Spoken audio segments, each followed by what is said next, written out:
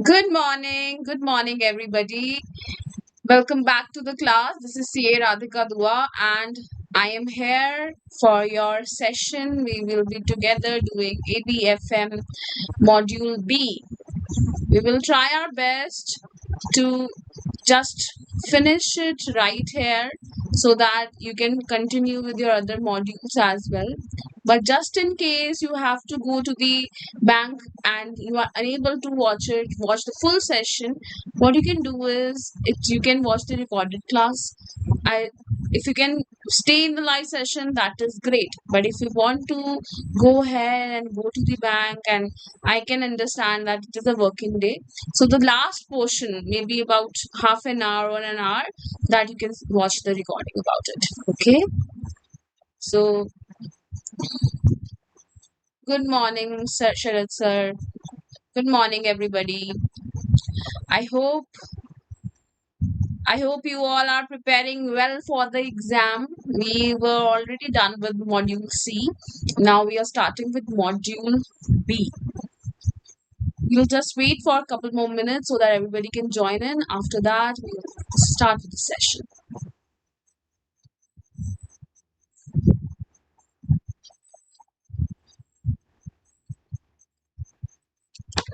Okay, so basics I'll tell you till while everybody else is joining. Let's talk about the basics, that how we are going to move around. So what will happen is I'll cover the basic topic of that unit, then we'll do the questions. I do not want to waste much time out here. So what we will do is quickly all the concepts, then questions, concept, then question, concept, question. This is what we are going to move today. I will try and finish the whole unit, the whole module today itself. That is my utmost priority today. If we are unable to do it, then we'll see how we can move about it. But right now, our target is finishing it today itself. Okay, let's start then. Good morning, bankers. Let's start. We are starting with Unit 7, which is all about various sources of finance. That if this is my company and company needs some funds, the company is in search for some resources. What is the reason of, so why do we need such funds? It could be for expansion, it could be for diversification, it could be for survival as well. The reason for finding the funds could be anything. It could, you want to either expand your business, you want to diversify your business, or worst to worst, it could be that you want to survive and you are lacking that sort of fund. So there are only two major heads via which you can source the fund, that is via debt or via equity. Equity is nothing but ownership, and debt is leverage, right? You are trying to get an edge by using leverage. So two ways of getting the money, either via equity or via debt. Now this can further be divided, this also can further be divided into various names. Let's try and see what can be asked in your exams. Are you all ready? Just tell me that. If you all are ready, then we can move forward.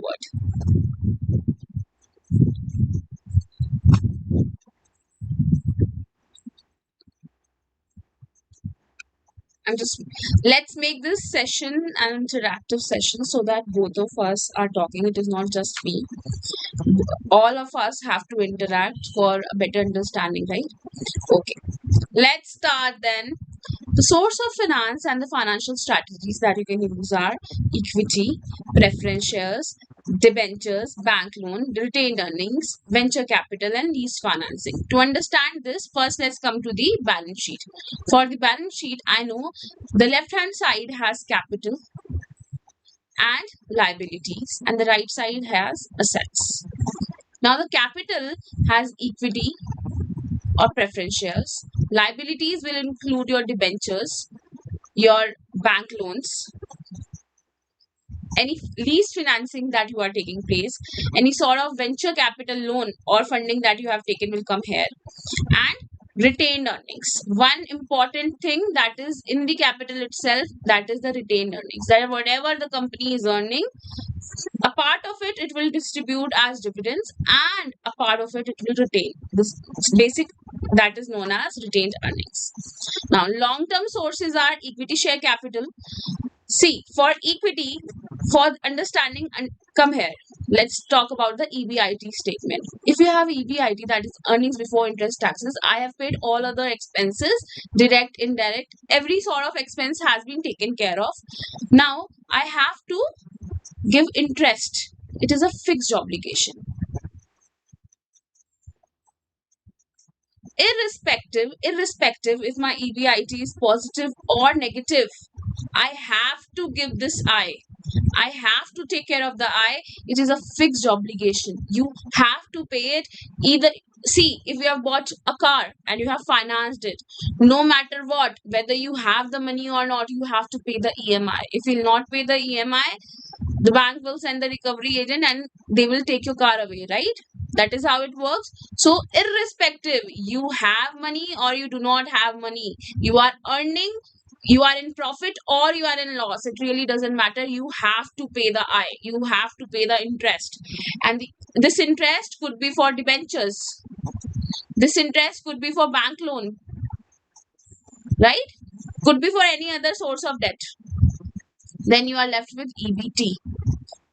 You pay your taxes to Nirmala Sitharaman, then you are left with EAE, that is earnings available for equity shareholders. Now this is purely for us, for all us who are the shareholders, right? If let's assume we are the owners of the company, we are the shareholders, these earnings are purely for us, right? But again, from this, if I divide it by number of shares, I'm having EPS, which can further be divided into dividend and retained earnings. Now, one important aspect that you should understand here, that before you divide it by number of shares, another thing I would like to add here is that if the company decides to pay dividend, now this is the company's decision. Nobody can force the company to pay dividends. Understand this, right?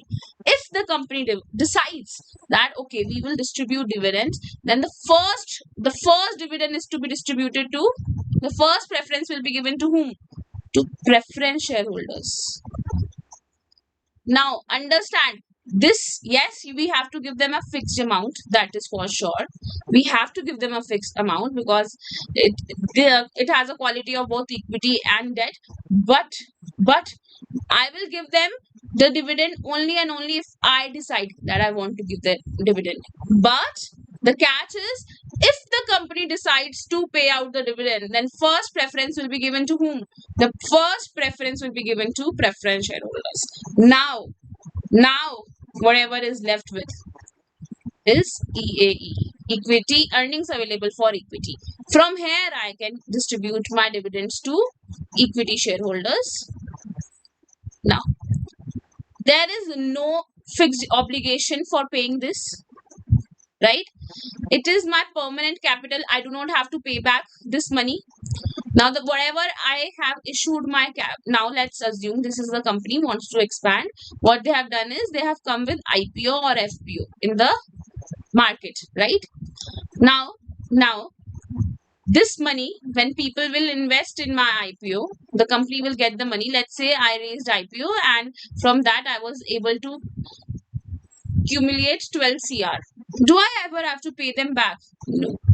I'd never have to pay back my equity shareholders as capital, unless until I'm liquidated, right? Unless until I'm liquidated, I do not have to pay them anything. I just have to pay them the dividend that they are entitled to. That too, it is my wish that I want to give them or not. It is the company's decision whether they want to give it to the equity shareholders or not. So that is why we say that there is no fixed obligation and it is a permanent capital. But the disadvantage is, since I have taken money from these people, what have I given them? I have given them a share of my company. That is, I have given them a share in the ownership. So shareholders are nothing but the owners of the company, right? So there is delusion of control and ownership. And this because of this, there is a high cost involved. I hope this is making sense to you all. I hope this is making sense to you all, right? Any question, anybody, please ask. If you have any sort of question, please ask. This is the time where you ask questions. I do not want you to even go through this module again. I want you to finish this module with me today itself so that you do not have to waste your time. You have 2 exams Saturday, Sunday. I do not want to waste a single minute. Okay. Then the second source of long-term finances, preference shares. I have to give them a fixed dividend, first preference and fixed amount. See? They have priority over equity. First preference, if company decides that they have to distribute the dividends, then the first preference will always be given to preference shareholders. And they have limited voting rights or no voting rights. You can even say they have no voting rights. Now, my question to you is, who could be a preference shareholder? Tell me in the comment box, please. Have you ever seen individuals who can be preference shareholders? Usually in our real life, in people that you see around, this real case scenarios, who actually are preference shareholders? Have you seen anybody who has invested their money in preference shares? Now, the third source of long-term the long-term sources, debentures. Debentures, here itself on the very first stage, I have to give fixed obligation to debentures, bond holders, bank loan, etc. Right? They have tax deductible interest. See, before paying tax, I had to deduct the interest. This was a advantage for the company, that by deducting interest, now my tax amount will come down. That is why we say it is an tax deductible interest, and it gives you financial leverage benefit. This I told you in the beginning itself, that it is nothing but leverage, right? Okay. Financial strategies that you can use are, first is conservative strategy, second is aggressive strategy, and the third is matching strategy. Conservative strategy is nothing but moderate. What we are doing is, see, I am a bit conservative. I do not want to take a lot of risks. This is what is happening here. So more long-term funds. I do not have to pay back anybody immediately. It has lower risk and lower profitability as well. Then you have aggressive strategy. I am ready to take risk. So you have more short-term borrowings. You will get high profitability, but again you will have higher risk. Then you have matching strategy, very important for exam. Matching strategy says long-term assets financed by long-term funds, fixed assets like, and short-term assets financed by short-term funds. Okay, so this is basically the gist of the whole unit. Now let's do the questions.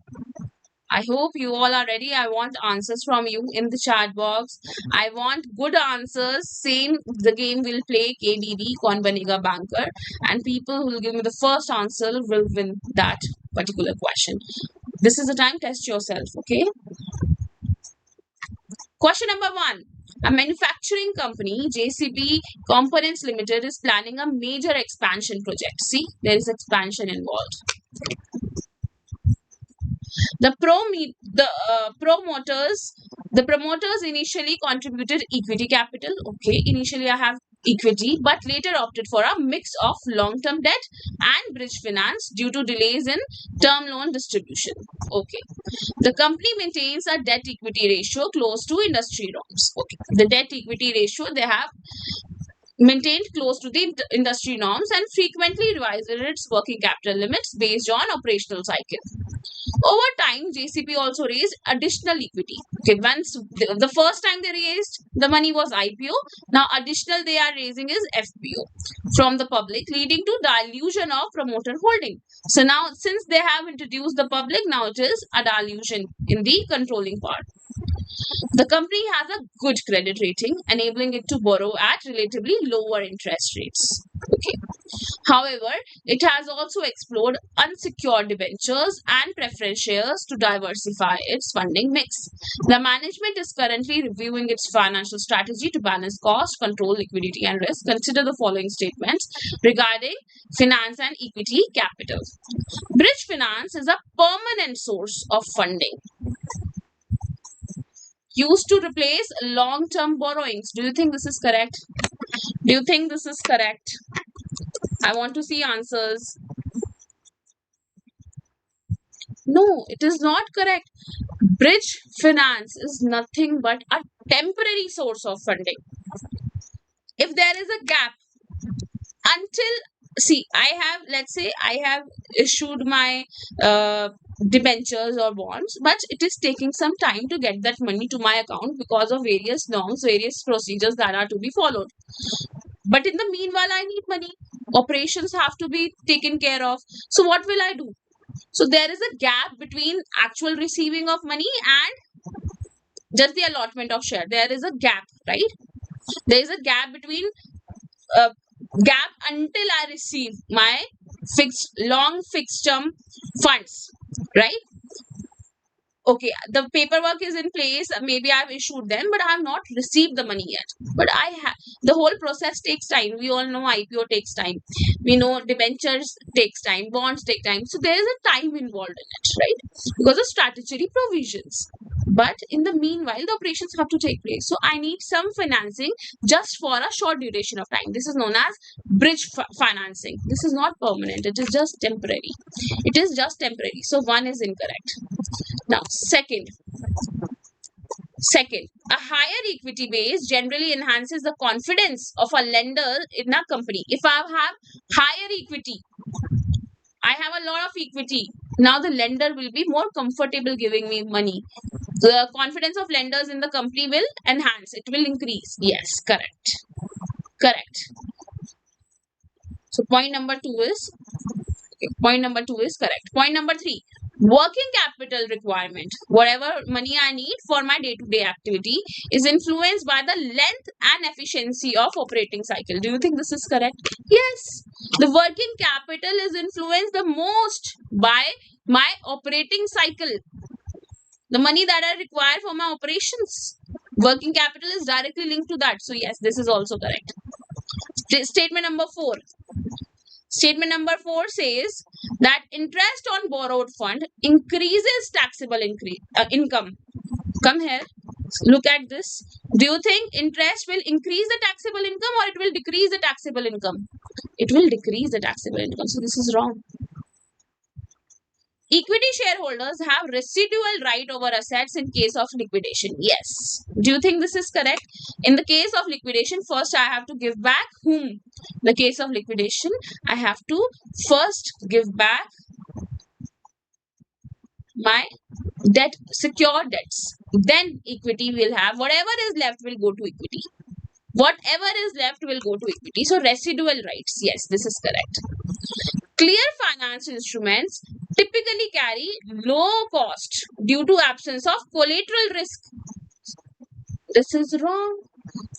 This is wrong. Clean finance like equity. Equity is clean finance, or unsecured instrument is costlier because the investors have higher risk. So it is more costly. Clean finance like equity. Unsecured debentures, they're more clean, right?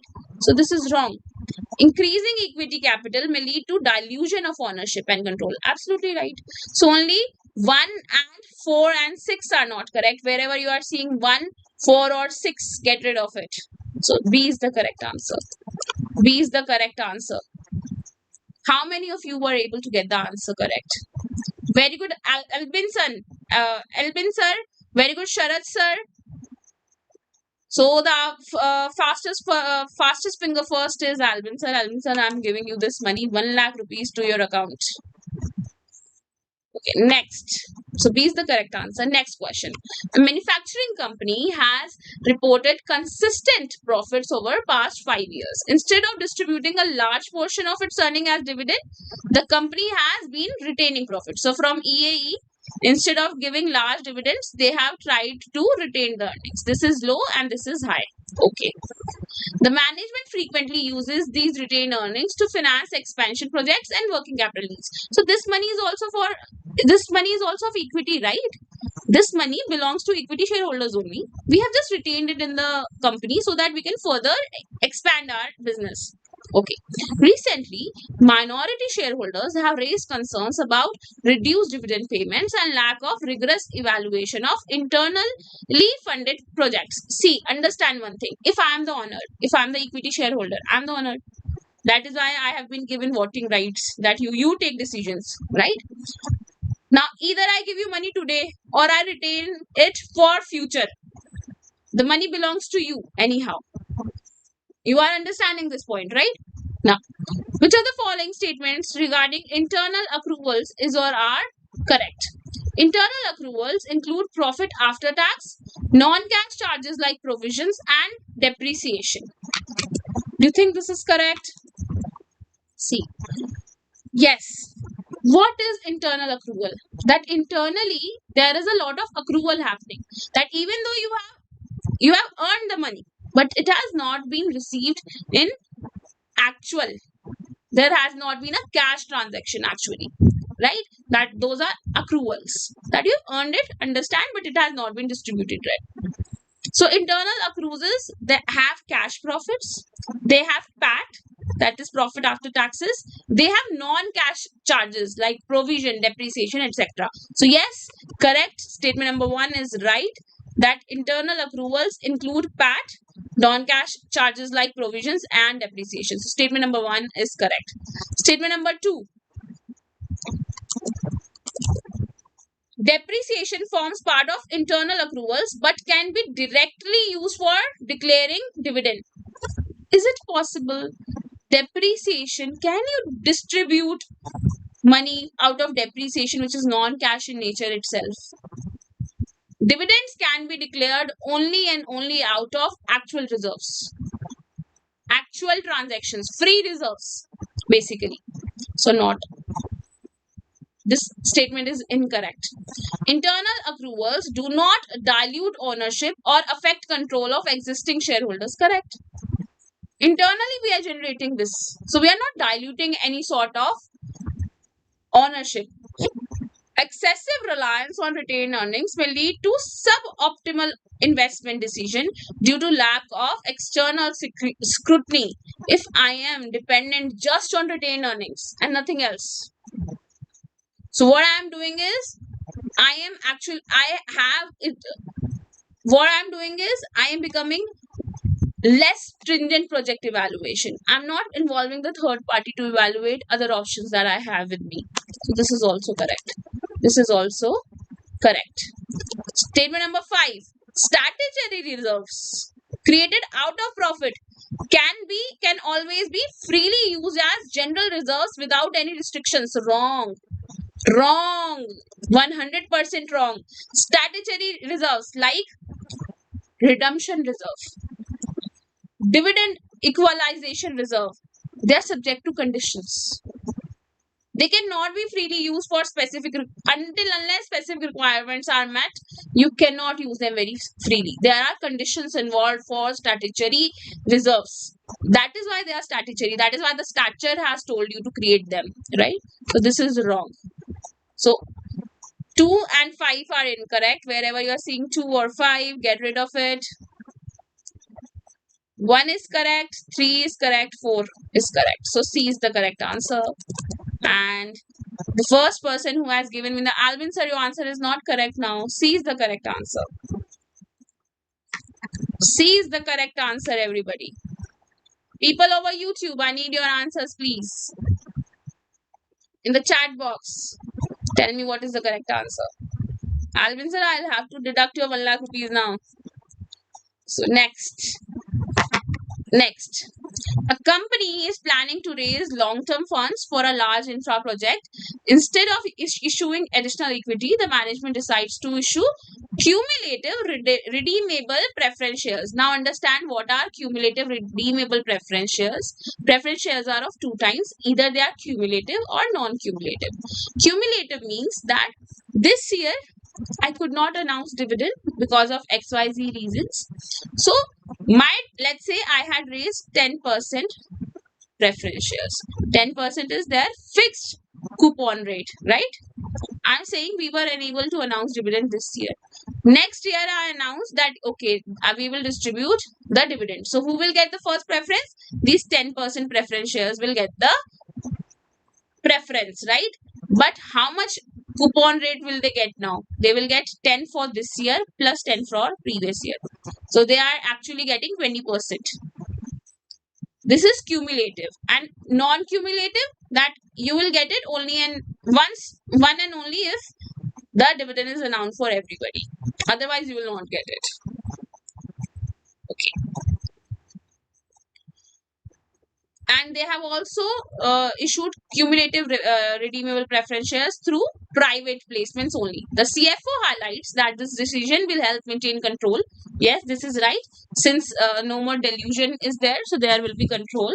It will ensure predictable financing costs. That yes, I know I have to pay only 10% now, correct, and improve financial ratios. However, some board members raise concern regarding long-term implication on retained earnings and potential governance risk. Which of the following statements regarding preference capital are correct? Preference shares receive dividend only if distributable profits are available, unless the shares are cumulative in nature. See, they are saying that we will give you money. Okay, preference shares, we will give you money, but only if we have money with ourselves. Only we have distributable. For after giving interest, everything, taxes, everything. Now if we have money, only then we can give you dividend, unless you are cumulative in nature. If you are cumulative in nature, that even if you don't announce this year, next year you will get it. Do you think this is correct? Yes. Dividend is payable only when profit exists. Cumulative shares carry unpaid dividend as well. So yes, statement number 1 is correct. But do you remember a case study that we did in class also? There have been cases where the holding has distributed dividend despite being in losses. That has happened. So for theory purpose, this is correct. That preference shareholders will get money only and only if there are distributable profits. But in reality, we know that there have been cases where DVRs have got money, irrespective of profit status. The profit status. Okay.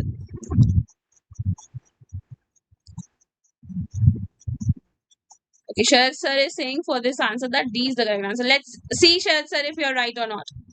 Dividend on preference share is treated as tax deductible expense for the company. Do you think this is right? No.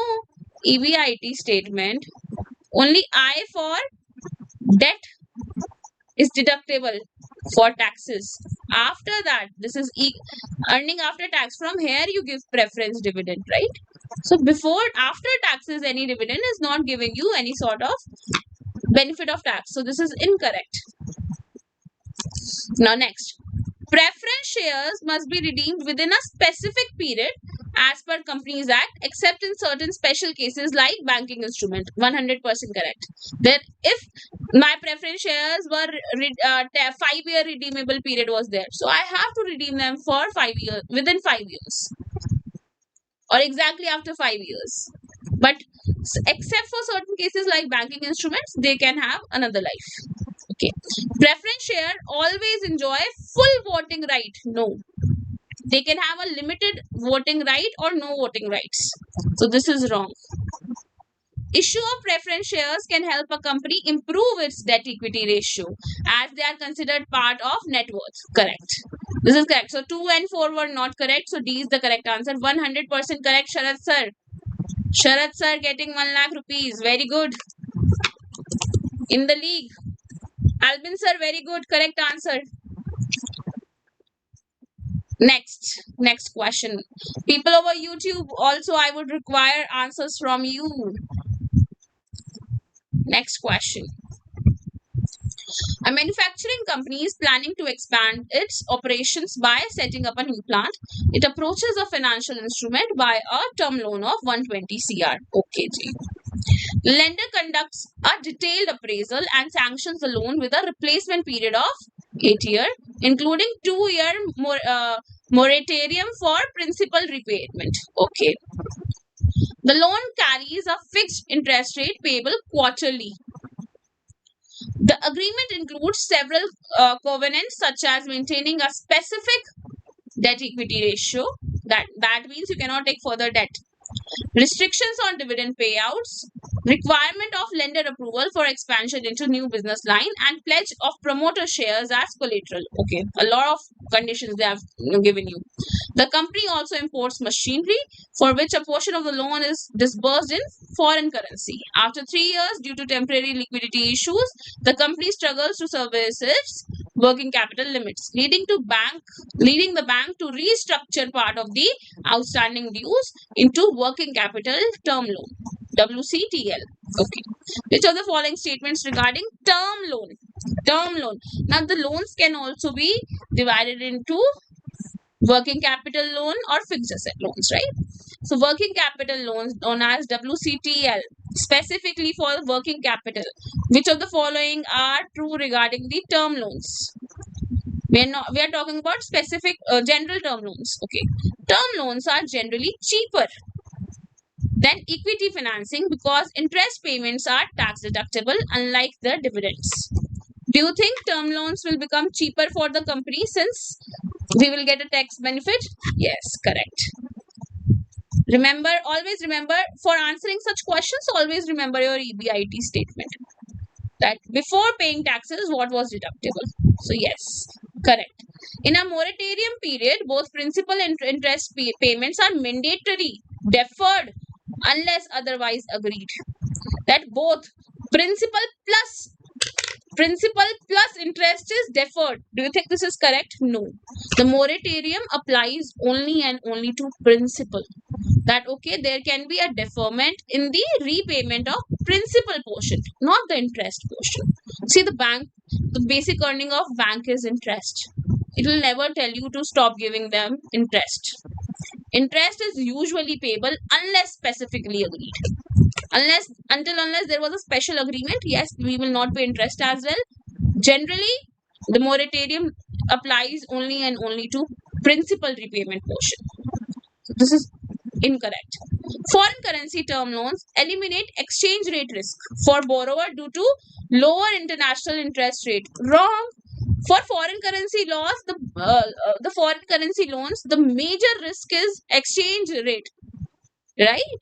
The biggest risk for any foreign currency is exchange rate. So this is not correct. Foreign currency loan carry exchange rate risk. Even if interest rates are lower, repayment cost may increase due to currency fluctuation, right? WCTL is a restructuring mechanism used when working capital facilities are not properly serviced due to temporary liquidity ratios. This is correct. WCTL is offered only for temporary resolution. It's a restructuring process. Term loans are typically secured against primary assets and may also include collateral securities like promoter asset. Correct. Term loans have to be secured by your primary assets.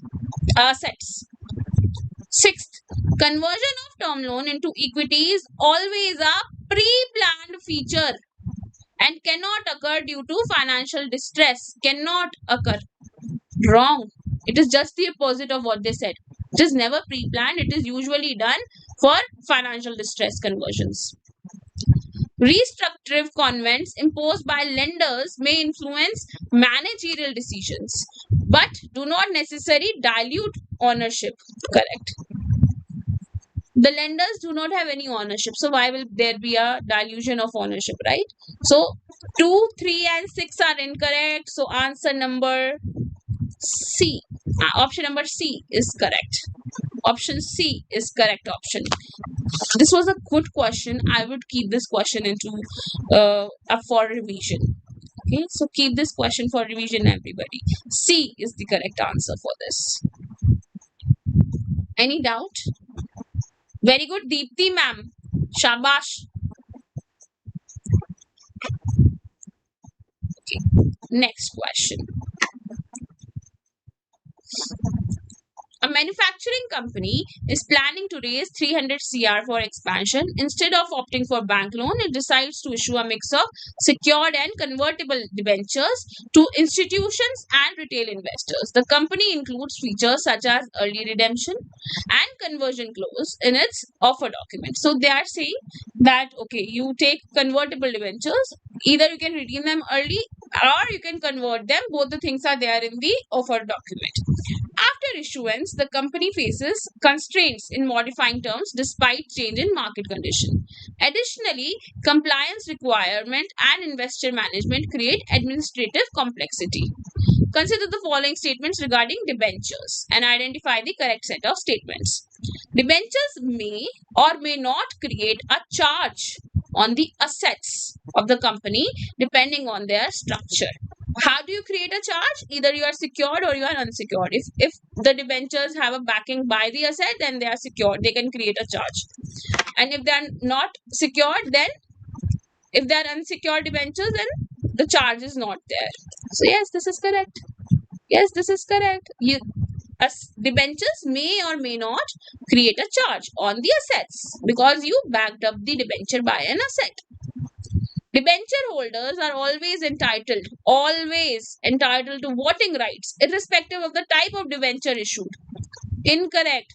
They never have. They do not have voting right as per the law. Never. So, wrong. Third, zero coupon debentures involve no interest element at all, even at the time of redemption. Wrong. Why will I give you money? So this statement is so wrong. Even if there is a zero coupon debentures, at the time of redemption, it will be not at par, it will be above par. There will be some premium, some interest involved. You will not get any sort of interest during the life of the debenture, but at the time of redemption, you will get some sort of interest. So this is wrong. Convertible debentures can result in dilution of ownership. Convertible debenture. I have given you a debenture and I have given you an option that after 5 years, either take your money from me or either redeem them or convert into equity. So if they choose to convert into equity, so I have given you equity shares. So I have diluted my ownership, right? So this is correct. Once debentures are issued, the company generally cannot renegotiate their terms with investors. Correct, because once you issued it, I had an offer document, I signed it. Now you cannot change it. So 2 and 3 are incorrect. So A is the correct answer. Oh, sorry. A has 3. So B is the correct answer. 1, 4, and 5 are correct. 1, 4, and 5 are correct. B is the correct answer. Any doubt, anybody? Please ask. Anybody has any sort of doubt, please ask.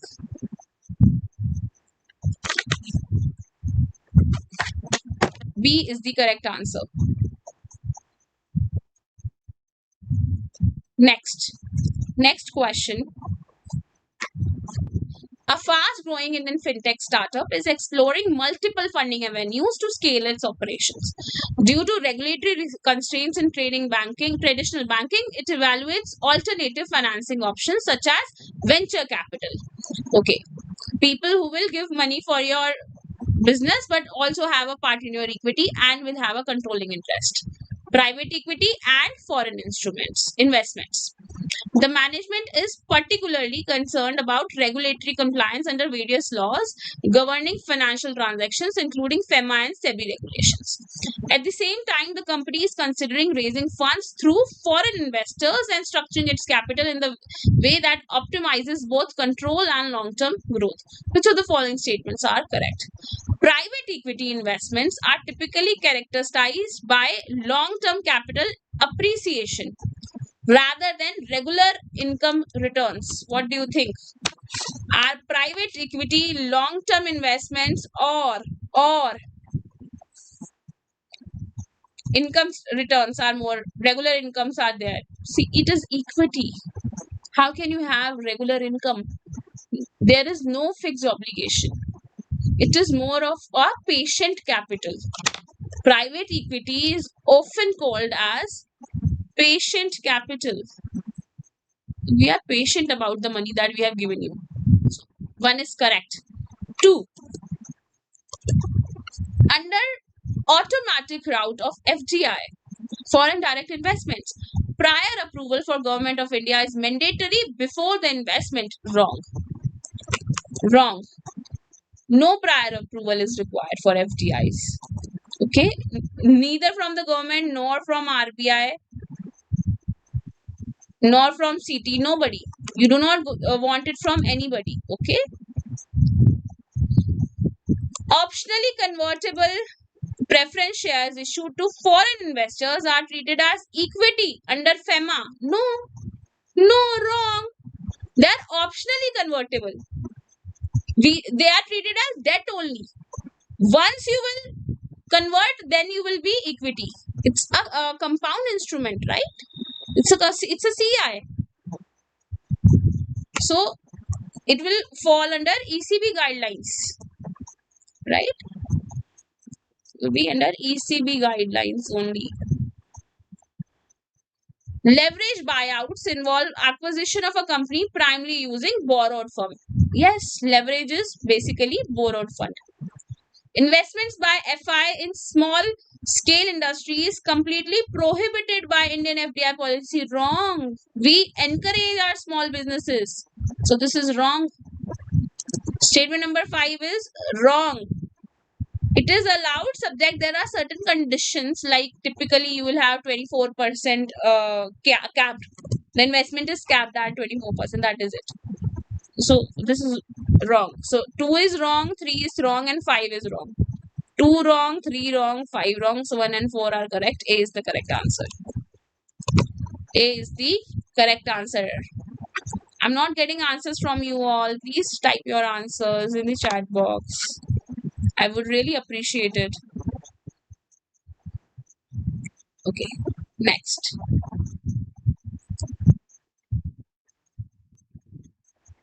Next.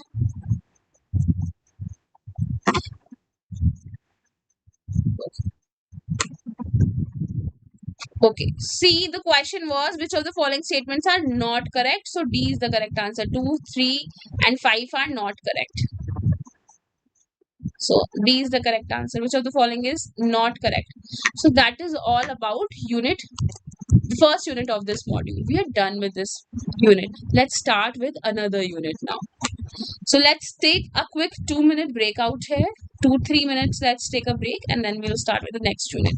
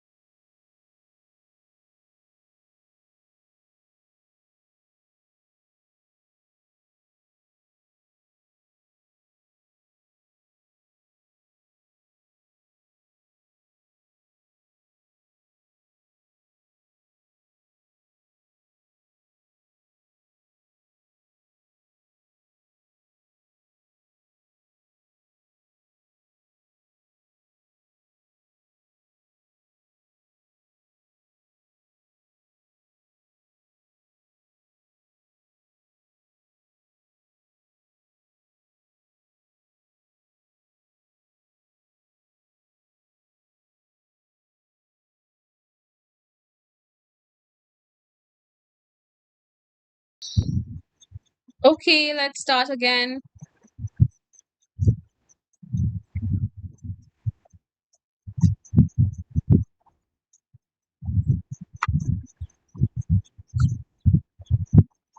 Okay, let's start again. So, the next unit, unit number 8, what this module is about financial and operating leverage. Now, what is leverage, first of all? Whenever I borrow money from somebody else, despite the fact that I have my own money,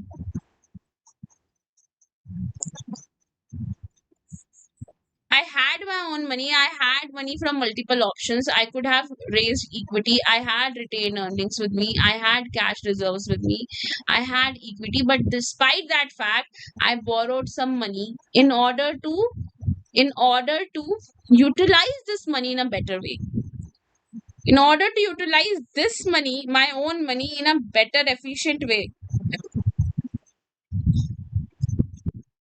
I have used borrowed money. That means I've taken a leverage. I have an edge above others now, because I will use this money and maybe I can use it for certain sort of projects, for expansions, whatever the need may be, right?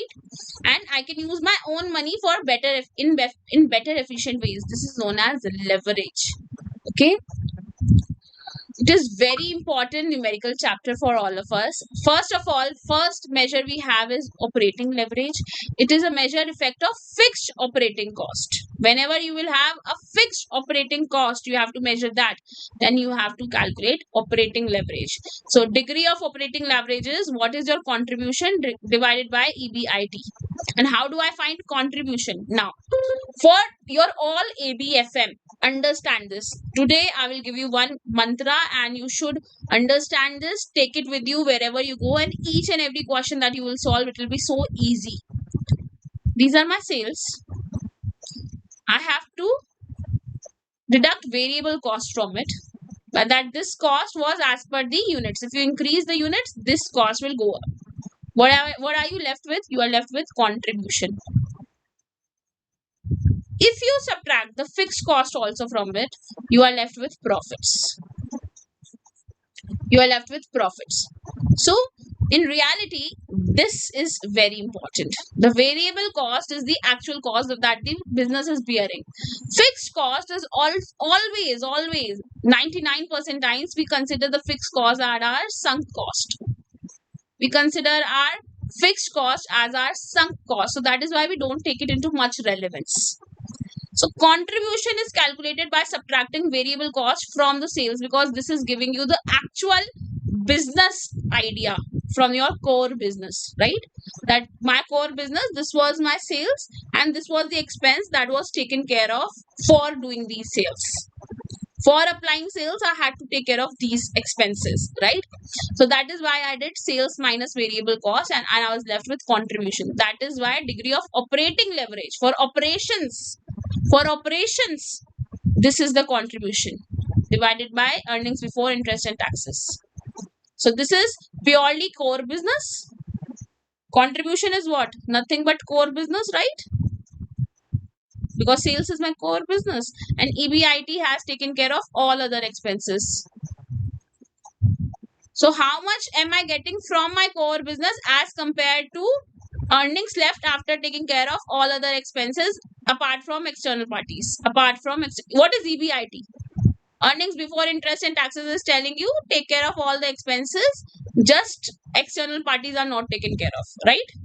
Just external parties like interest and taxes, they are not taken care of. Other than that, every other expense is taken care of. That is why I want to understand what is my degree of operating leverage. How much am I getting from the core business as compared to earnings that I'm left with after taking care of all other expenses except external parties, right? See, I don't want you to learn any sort of formulas. I want you to understand the logic behind it. If you're working with the logic, very good. Nobody can beat you. High fixed cost will have very high DOL, that is your degree of operating leverage, which is a very big risk to the business. So we do not want that. I hope it is making sense to all.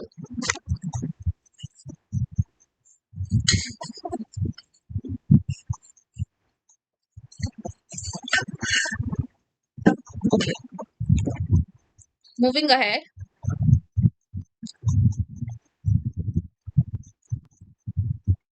Just give me 1 minute, please. Yes.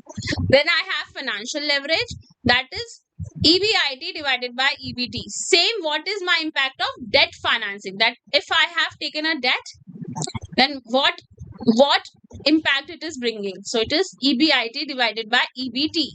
That is EBIT minus the interest portion, you are left with EPT. So what is my interest portion? What is the impact of this debt financing? The basic impact is interest. This is what we want to know. If I want to combine both of them, so DOL into DFL. So operating leverage into financial leverage. So can I write it as contribution divided by EBIT, or you can even take it as EBIT or sales if EBIT is not available, and into EBIT divided by EBT. So can I write it as contribution upon EBT? You can write it as this, right? Okay. Exam's favorite question is, you have sales this, variable cost this, fixed cost this. Contribution was 4 lakh. Even if they did not give you what was contribution, you could have very easily calculated, right? EBIT is 2 lakhs. What is DOL? DOL will be 4 lakhs. That's just 10 minus 6 divided by your EBIT, 2 lakhs. This 2. Degree of operating leverage is 2. Higher debts will result in higher financial leverage. Question number 1. Let's do the questions. Again, same rules. Whosoever will give me the first answer, they will be given 1 lakh rupees. Okay. Alpha Tech Limited is a rapidly growing manufacturing company that has traditionally relied on equity financing. Recently, the management decided to expand operations by acquiring new machinery through borrowed funds. They could have taken their own money, but they have used borrowed funds. Instead of issuing additional equity, in the first year after expansion, profits increased due to higher production capacity. However, the company also observed rising interest obligation. The CFO noted that while earning before tax EBIT improved, fluctuation in business conditions could significantly impact earnings available to EAE.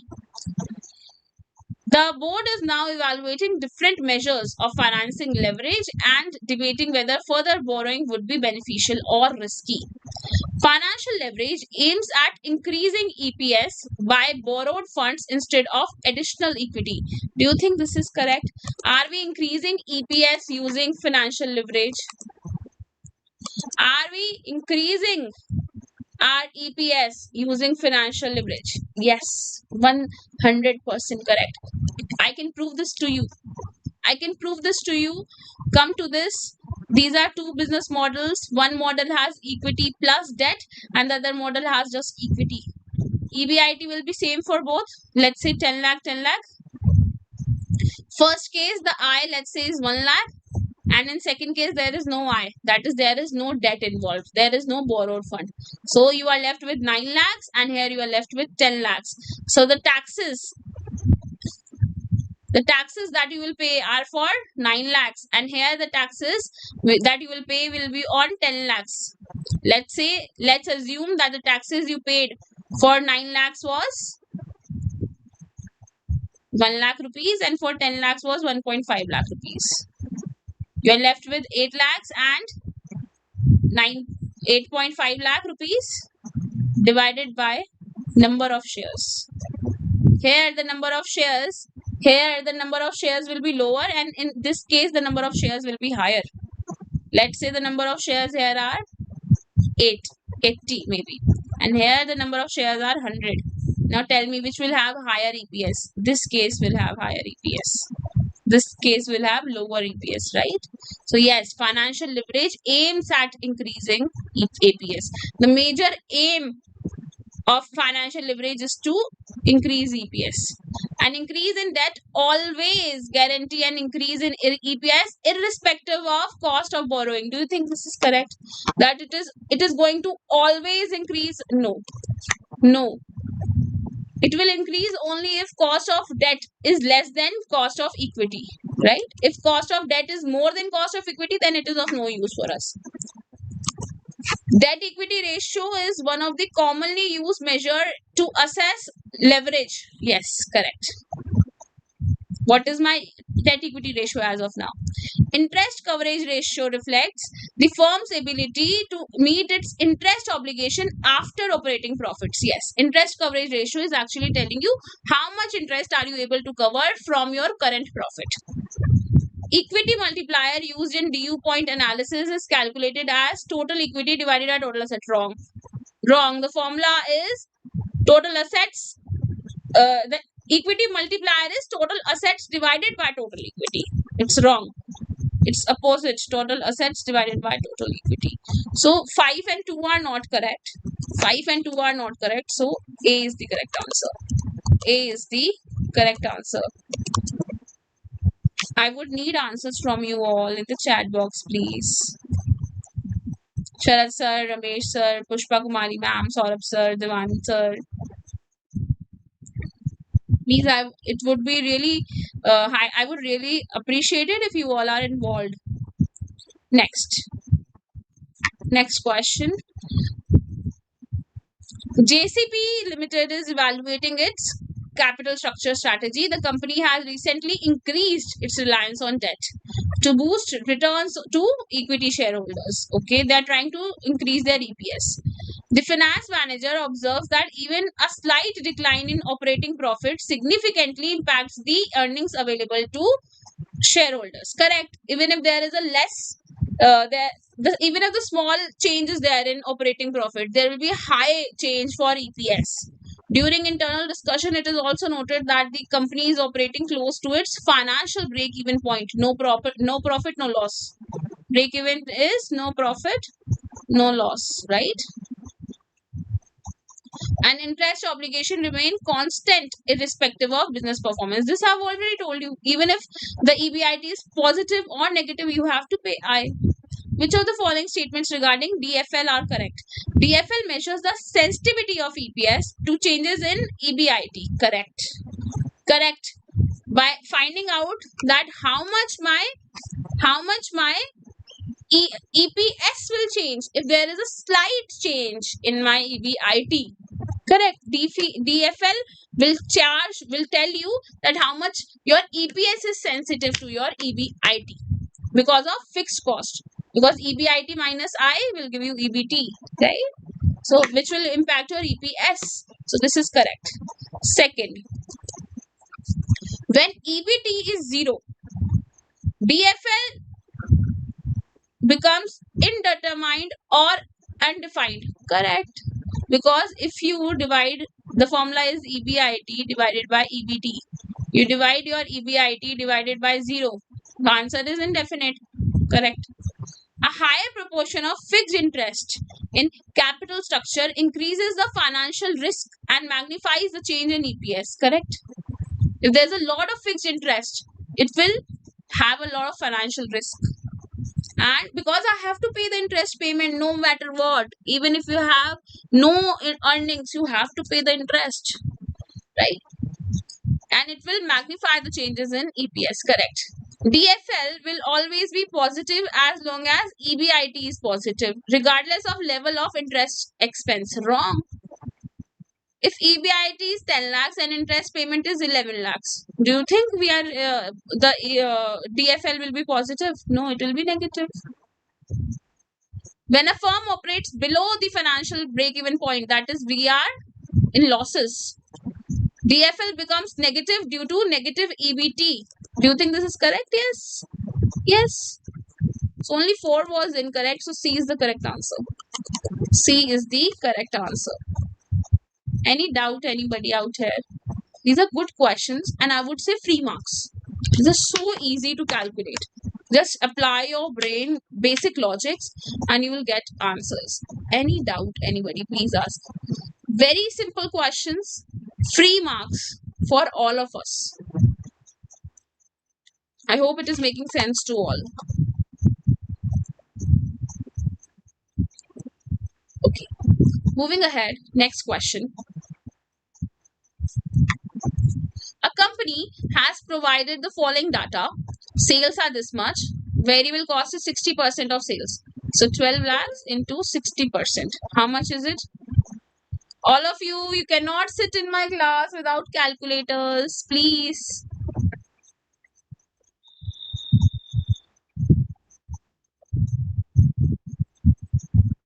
Right? 7,20,000 is your variable cost. Fixed operating cost other than interest is 2,40,000. Interest expense is this much, tax is this much. The company is analyzing the impact of 15% decline in EBIT due to adverse market conditions. The EBIT has come down to whatever it was before, minus 15%. So EBIT is 2,40,000. Based on the above information, tell me that EBIT is 2,40,000. Let's calculate it. I had 12 lakhs less 60% of 12 lakhs, that is 7.2 lakhs. So I'm left with how much contribution? I'm left with how much contribution in the chat box, please, all of you. So I'm left with only 4,80,000 rupees. Less your fixed cost, except for interest. It is 2.4. So I'm left with 2.4 lakh rupees now. I'm left with 2.4 lakh rupees. So EBIT is how much? 4.8 minus 2.4. That is 2.4 lakhs. So this is correct. I'm left with 2.4 lakhs. If because this is earning before interest and taxes, I have not excluded the tax expense, right? Degree of financial leverage is equal to 2. Let's calculate it. My EBIT is 2.4 minus the I portion, which is 1.2. I'm left with EBT, which is 1.2. So DFL is 2.4, that is EBIT divided by EBT, which is 2.4 divided by 1.2, which is 2. So this is also correct. Next, percentage decline in EPS due to 15% will be 30%. Due to a decline of 15% in EBIT, there will be a decline of 30% in EPS. Do you think this is correct? So how do I calculate it? For this you should always, there is another formula that you can use, that DFL is equals to percentage change in EPS divided by percentage change in EBIT. This formula you can use. So I know 2 is equals to percentage change in EPS divided by 15%. Change in EBIT is 15%. So 2 into 15 will be equals to percentage change in EPS, which will be 30. So yes, this statement is also correct. Use this formula, all of you. Directly you can use this formula for your exam. EBT after decline in EBIT will be 84,000. So let's calculate it. The new EBIT will be how much? The new EBIT will be 2.4 minus 15%, which will be 2,04,000 minus the I portion, and the I portion is 1.2. It is fixed. That I know is fixed. So what am I left with? I'm left with just 84,000 rupees, 0.84, right? 0.84. So EBT after decline in EBT will be 84,000. Correct. If EBIT further falls by 50% from original level, so my total decline will be now 65%. Total decline is 65%. The firm will operate below financial break-even point. Yes. Let's calculate it, right? If EBIT falls by 50%, so new EBIT will be how much? Further falls by 50% from original level. So total is 50% only. I'm sorry.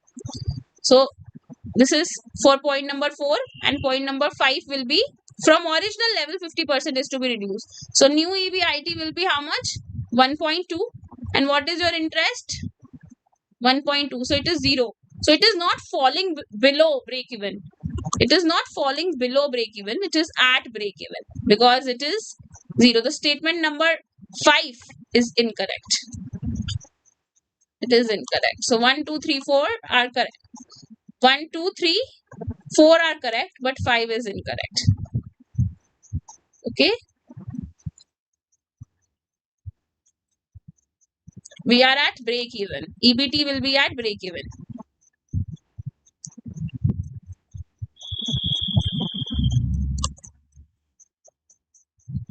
Any doubt, anybody, please ask.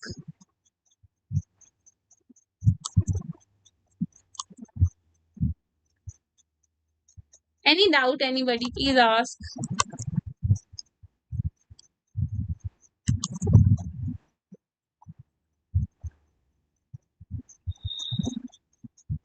So 1, 2, 3 and 4 are correct. And so I will change my option here. Just give me 1 second, please.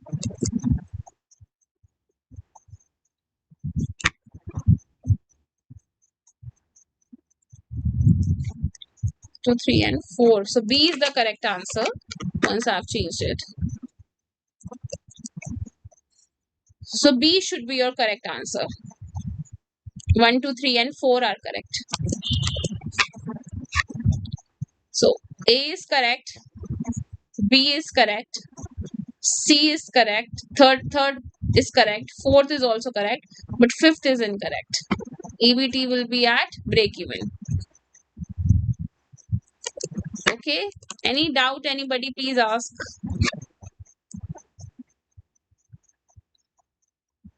Next question then.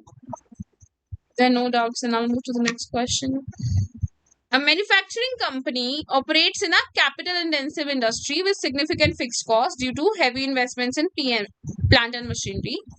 Recently, the company observed that even a small decline in sales results in a sharp fall in its operating profit. The management is evaluating its cost structure and sensitivity of profits to change in sales. That how much percentage sales will change, so how much profit will change.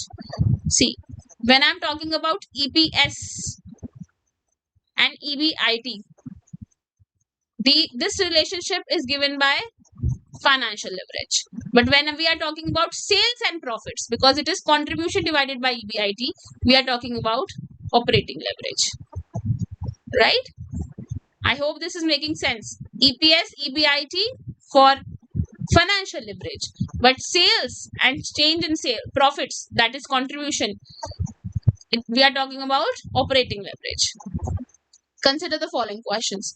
A firm with high operating leverage will experience a large percentage change in EBIT for a given percentage change in sales. That if there is very small percentage change in sales, there will be a high percentage change in EBIT. That is the profits that you are getting. Do you think this is correct?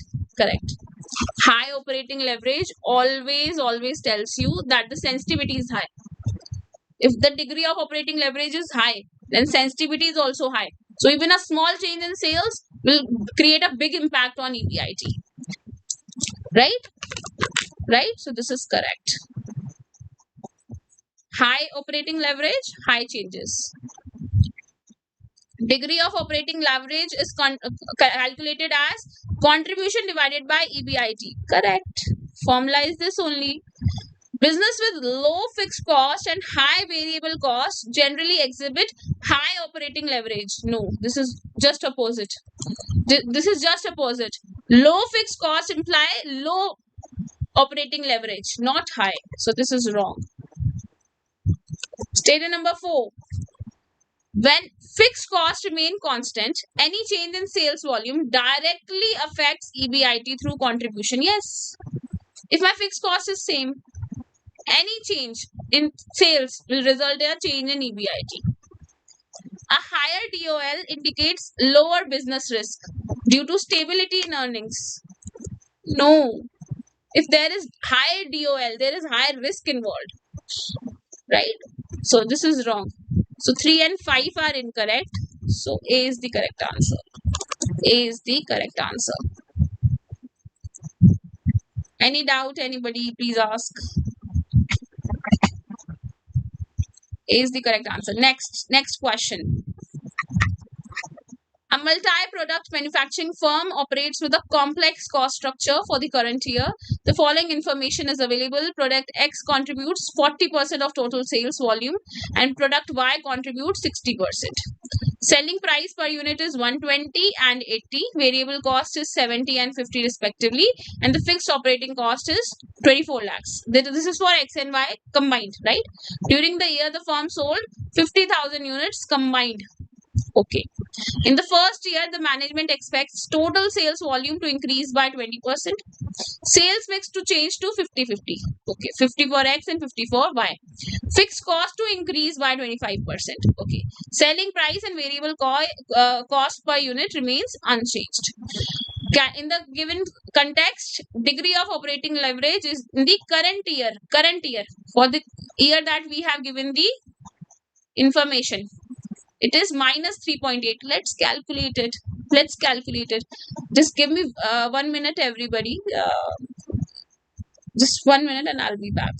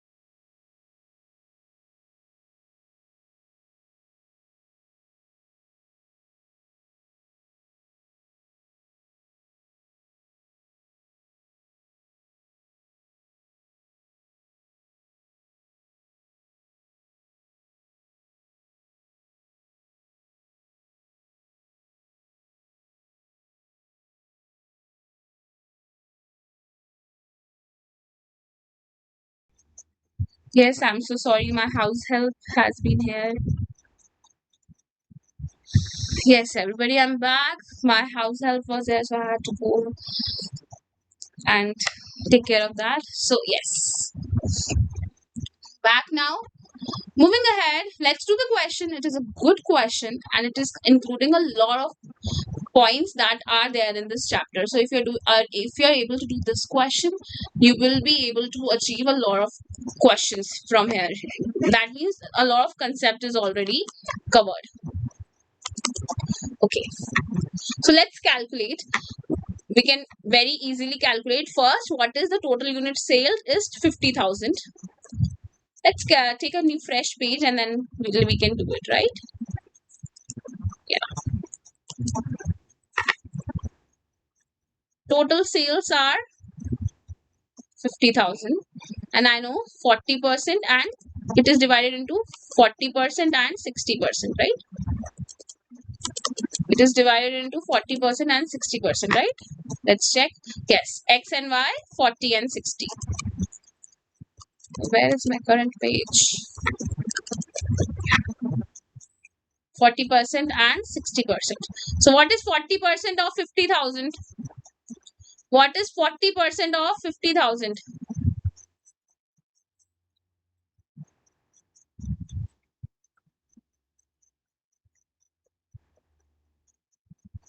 20,000 and 30,000. So this is the sales mix. For X and Y, 20,000, 30,000. Per unit cost is given to us as sales unit is given to us as 120 and 80. This is what you will get, right? This is what you will get. Which will be how much? Just give me a second. This is The units that are there, this is the sales price minus variable cost, and the variable cost is 70 and 50. So the contribution is 50 and 30. What is the total amount? The total will be 50 into 20,000 plus 30 into 30,000, which will be 1 lakh plus,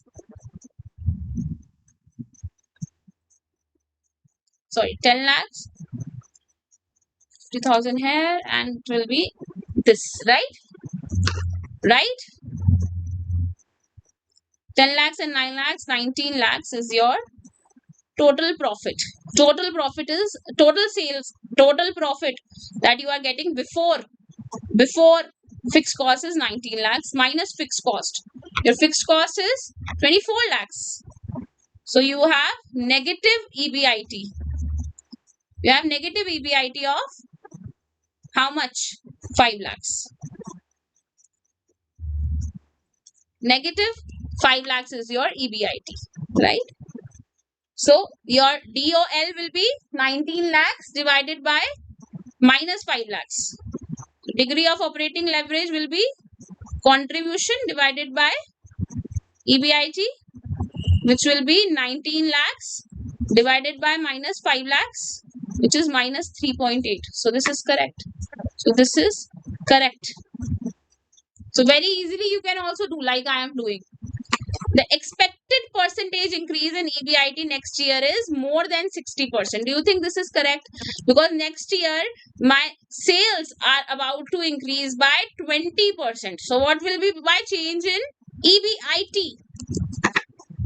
What will be my change in EBIT? Let's calculate it. Let's calculate it. My new total units will be 50,000 plus 20% or 50,000 into 1.2, which will be 60,000 approx, right? Which will be 50,000 approx.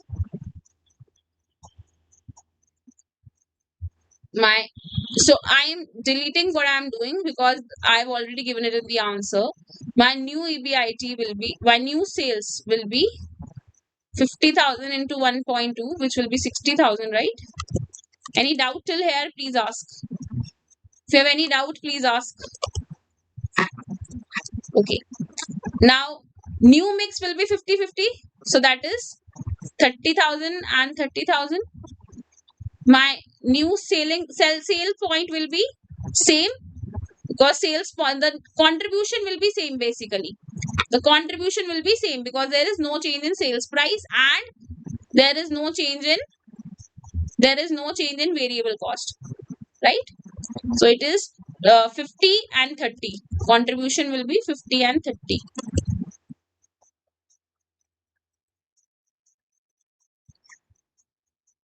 So your contribution will be 15 lakhs and 9 lakhs, which is 24 lakhs. And your fixed cost is about to change. Your fixed cost is again about to increase by 25%. So 24 lakhs into 1.25 because it is increasing by 25%. So it is 30 lakhs. So you are left with negative 6 lakhs again. You're left with negative 6 lakhs again. So percentage change in EBIT will be, how much? What was your previous EBIT? Your previous EBIT was minus 5 lakhs. So minus 6 lakhs minus 5 lakhs divided by minus 5 lakhs will give you the percentage change. Will give you the percentage change, which is minus 5 lakhs divided by minus 1 lakh divided by minus 5 lakhs. Minus 1 divided by minus 5, which is 20% plus 20%, which has worsened. So this is wrong. This is wrong. Statement number 2 is wrong. I hope you are able to understand why statement number 2 is wrong, because when I calculated the percentage change, so new minus old divided by old, so which will be plus 20%. Plus 20%. So this is also wrong. The degree of OL will increase in the next year due to higher fixed cost. Do you think the degree of operating leverage will increase in the next year due to higher fixed costs? Since there is an increase in higher fixed cost, will there be a increase? Will be there a increase? The degree will increase. Let's calculate. We have the amounts with us. 24 lakhs divided by 24 lakhs because it was divided by minus 6 lakhs. Contribution divided by new DOL will be contribution divided by EBIT. So 24 lakhs divided by minus 6 lakhs, which is minus 4. Which is minus 4. This is my new contribution. New contribution is this. New EBIT is this. So 24 lakhs minus divided by minus 6 lakhs, which is 4 approx. So this is wrong. Statement number 3 is wrong. Statement number 3 is wrong, right? Because they are saying the degree of OL will increase the next year due to higher fixed cost. My degree of OL is minus 4 now, which is less than minus 3.8. So this is wrong. Whenever you move in negatives, it is the higher you go up, the lower the amount, right? If the firm had no fixed cost in the current year, the percentage change in EBIT would have equal to the percentage change in sales. Let's say there was no fixed cost involved. So EBIT will be equal to contribution only. So EBIT will be equal to contribution, which is 24 lakhs. So yes, this will be correct. For current year also it would have been the same. So yes, the statement is correct. So the given statement is correct.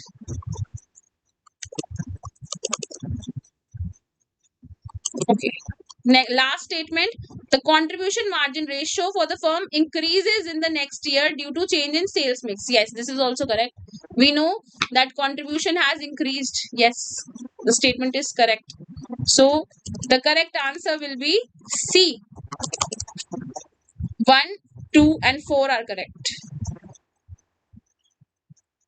No, sorry. The answer will not be C. It will be 4, 5 and 1 are correct.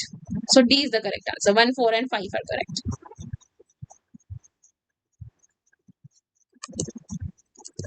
Right?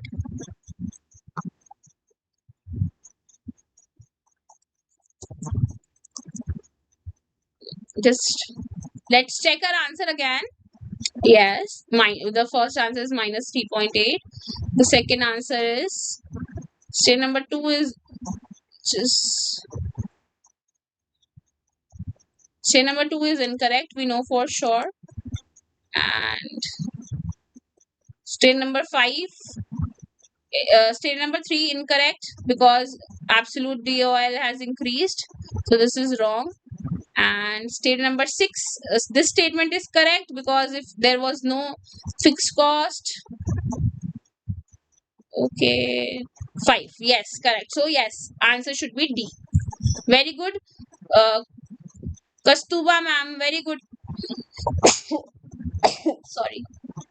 D is the correct answer. D is the correct answer. Yes, D is the correct answer. Next question. The company has following data: sales, variable cost, fixed interest, and fixed operating cost and interest expense. Contribution of the company is 4.8. This is very easy compared to what we have done. Let's do it. 12 minus 7.2. It will be how much? Yes, this is correct.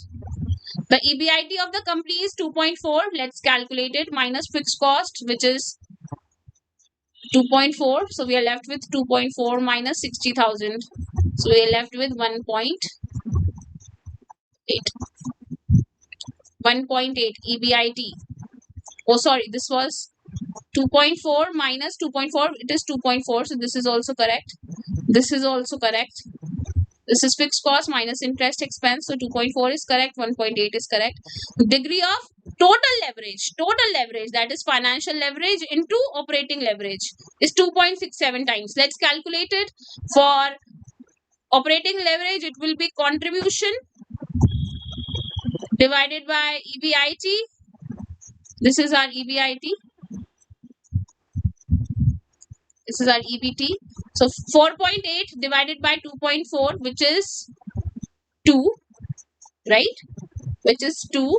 And for your financial leverage, it will be EBIT divided by EBT. So 2.4 divided by 1.8, which is how much? 1.3 something. 1.33. So 2 into 1.33 is how much? Is it 2.67? Is it 2.67? Do you think the answer is correct? Everybody please calculate. Please calculate. Yes, it is approx that only. Otherwise, you could have very directly also done contribution divided by EBT, which is 4.8 divided by 1.8, 2.67, correct. You could have used direct formula also, contribution divided by EBT, which is 4.8 divided by 1.8, which is 2.67. If sales increases by 15%, EBT will increase by more than 35%. Do you think this is correct? Percentage change in sales. See, for DTL, the direct formula can be percentage change in sales in EBT divided by percentage change in sales. This formula can be used. Please remember this formula. This formula can be used, percentage in EBT divided by percentage change in sales. So I know my DTL is 2.67. Percentage change in sales is 15%. So the percentage change in EBT will be 40%. Right? Approx 40%, 2.67 into 15. So yes, this is also correct. This is also correct. It is more than 35%. So C is the correct answer. C is the correct answer. Ma'am, in exam, there will be this type of lengthy question if taking more time for single question, or will be 5 questions. So you will get more if in the previous question sort of, sir, if you get a question like that, and I feel if the question is difficult, the question paper is difficult, if then you will get questions like that, and there will be multiple answers for it. Then you will have the weightage will be more. Yes, you are right. You will have multiple answers, multiple questions from the same case study. It is more like a case study. The previous question was more like a case study. Okay, so you will get more calculation, more marks. Understand that. And if you get a direct question like this, question number 6, then it is a basic question. Why I want you to practice harder question also is, you never know what will happen. Last time ABFM was difficult. We do not want to leave any stone unturned. We do not want to do that, right? So yes, moving ahead, next question. I hope you all are able to do the question. Anybody here, I'll ask it again. Anybody here, any doubt till here, because these are all numerical questions. Anybody feels that any question is not solved by you, please ask me. I am here to help you. Don't feel shy. Any question you feel the calculation was, you did not understand it, or you want me to repeat, please ask. Please ask. Anybody who is feeling that ways? Okay. Next question. So this is all about this unit. We're done with this unit now. Let's move ahead with the next unit, please.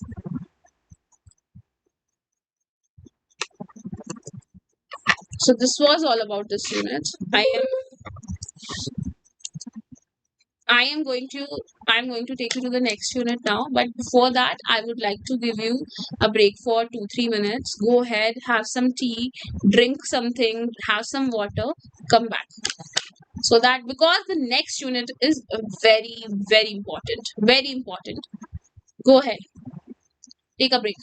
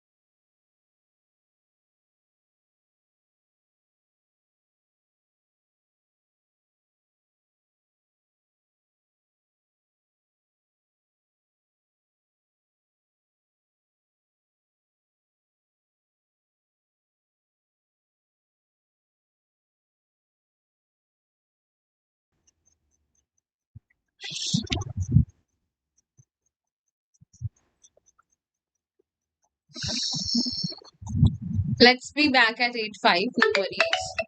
8:05, we will start the session again, everybody.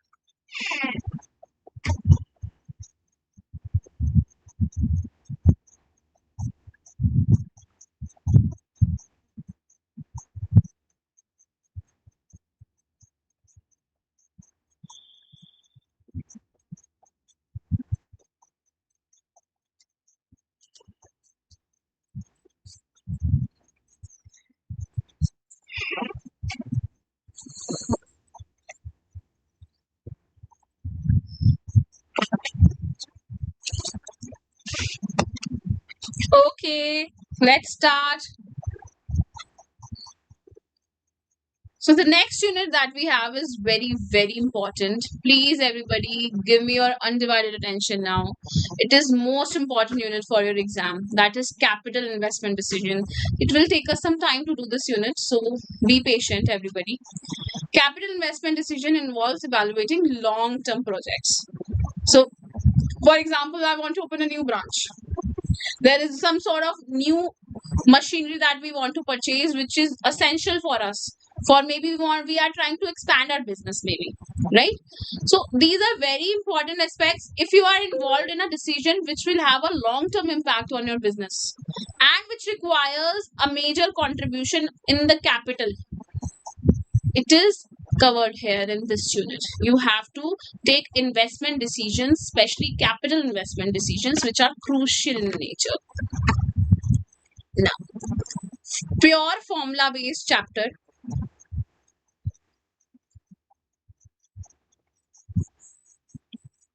But as always, my focus right now is to not give you formulas. My focus is to give you basic understanding, logics behind each and every formula. Yes, I will spend time on it no matter what. I understand there must be few of you who will say, ma'am, just give us the formula and let's do the questions. See, in short term, maybe you will be able to do it, but if the question is typical, believe me, you when I tell you this, if the question is typical and you know the formula only and you do not know have the basic understanding, it will not help you. Nothing is going to help you then. So the basic understanding of the formula is necessary, it is mandatory in nature. So we are going to do it. I hope you all are back. Let's do the questions. Let's go ahead with the formulas that will help us and their logic behind it also I'll take care of.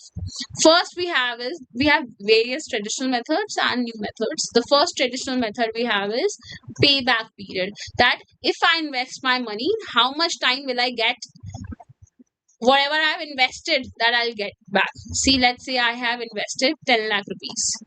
Each year I am able to fetch 2 lakh rupees from this investments.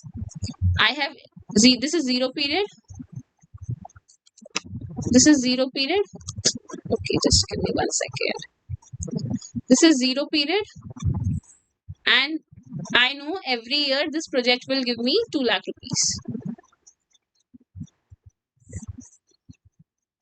I want to understand if I'm investing 10 lakh rupees today, in how much period will I get my money back? Okay, I've invested 10 lakh today itself. So, first year, second year, third year, 2, 4, 6, 8, 10. Fourth year, fifth year. By the end of fifth year, I will get my money back. So, how did I calculate it? How much did I invest today? And how much will I get every year? This is known as payback period. So initial investment divided by 2 lakhs, in 5 years I will get my money back. But acha, I should accept projects which have smaller payback periods as soon as I get my money back. That is more beneficial for me.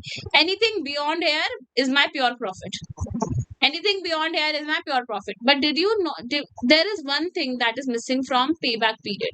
Why it is not a good measure? Honestly, I did not take care of time value of money anywhere. This is all future value. I did not discount it and bring it back to today's worth. I did not do that, right? I did not do that. I ignored the time value of money completely. That is why this measure has a drawback. Next measure that we have is ARR, that is accounting rate of return. That if I have to do the accounting, what rate of return I have to take care of. It is what is your average profit. Like I am getting 10 lakh rupees by investing 40 lakh rupees. So what is my average profit? How did I calculate it? Profits across the year divided by number of years. Right? Profit across the years divided by number of years that I have taken divided by my initial investment into 100. It will give you your accounting rate of return. That if I invested 40 lakhs and I'm getting for 10 lakhs as an average profit, then what is my accounting rate of return? Because it is a rate, that is why I have multiplied it by 100. Discounted cash flow method, important and also very logical, very useful. Why? Because what happens is we have already done this in our module C, if you remember, right? DCF model we have already done. For those who do not know it, let me do it again for you. This is 0 period and these are your coming 1, 2, 3, 4, 5 periods. Today I am asking you to invest 10 lakh rupees and in return every year you will get 20,000 rupees. And by end of the period, you can redeem your investment. That is 10 lakh rupees. Tell me whether you will invest in this period or not. Tell me whether you will invest in this project or not. And the inflation rate or the discounting rate is 10%. So what I'll do is, I will bring back this money to initial period. I will discount all the inflows to the initial period. Just remember, for the 5th year, it will be 20k plus 10 lakh rupees. Right? I will have the present value. So if today outflow is this and today inflow is this, outflow minus inflow, present value of inflow minus your outflow, if this is positive, that is your inflow minus outflow is positive, then you have positive NPV. Accept it. If it is negative, do not accept it. Right? Simple, right? Making sense. Next you have is profitability index. It is good. It is also good measure. So what do you do? How do you calculate the profitability index? The present value of all your inflows today, this divided by your initial investment, this present value of your inflows divided by your investment in initial investment. If this is above 1, accept it. Otherwise there is no need of accepting it. It is exactly like NPV, just a modern twist to it. Making sense to all? Is there any doubt? Please ask. If there is any sort of doubt, you can ask me right away, please.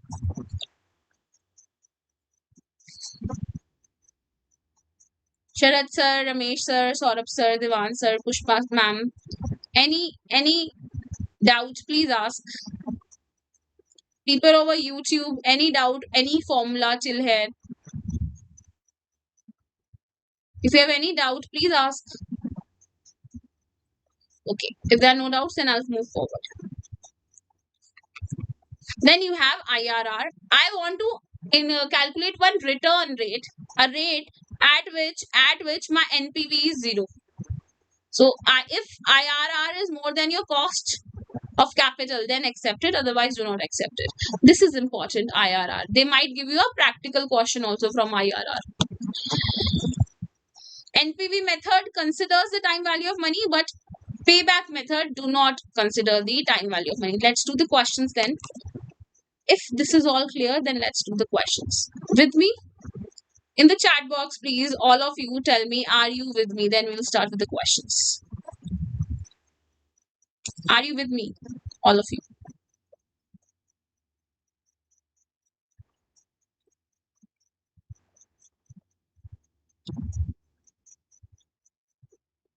Okay, Saurabh sir is saying, I am going to pass the exam no matter what. Okay, Saurabh sir. Question number 1.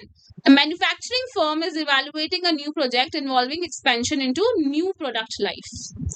The finance team prepares projected cash flow by identifying initial investment, operating cash flow, inflows and outflows, and terminal value.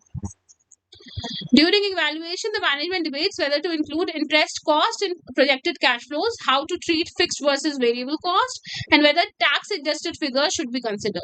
At the same time, the promoters are arranging long term and working capital financing while ensuring compliance with statutory norms. Based on the general principles of capital investment decision and cash flow estimation, which of the following statements are correct? Separation principle requires that financing costs like interest should be excluded from project cash flows and treated separately. Do you think I should subtract it or take it differently from my cash flows? Correct. Financing costs like interest are excluded from projected cash flows under the separation principle, and they are handled separately in cost of capital. So interest will not be taken care of in cash inflows and outflows, but it will be covered by when we will be estimating cost of capital. So this is correct. This is correct. Statement number 1 is correct in separation principle only. Okay. Incremental principle implies that only additional cost and benefits arising due to projects should be considered. Only till here, whatever we have done is for the whole industry, for the whole company. Whatever expenses have occurred. But from now on, since we are taking care of a new project, so whatever incremental cost you are taking care of, any benefit arising out of it should be taken care of, and rest whatever cost occurred in the past should not be considered. That is already a sunk cost. So yes, this is correct. Cash flows for project evaluation should ideally be considered on a pre-tax basis to avoid complexity in discounting. Wrong. Tax has to be taken care of. Cash flows are not taking interest but are taking tax component. Right? For accurate valuation, tax should be taken care of. Pushpa ma'am is saying yes. Sharad sir is saying yes. Very good. I know all my bankers are gonna excel in this exam. Okay, next. Working capital requirements depend on the operating cycle of the business and may partly be financed by bank borrowings. 100% correct. Working capital always linked with operations and can be partly be financed by bank borrowings. Correct. Terminal cash flow includes salvage value of asset and recovery of working capital at the end of the project. Correct. So only 3 was not correct. Wherever you are seeing 3, get rid of it. So B is the correct answer. B is the correct answer. Yes.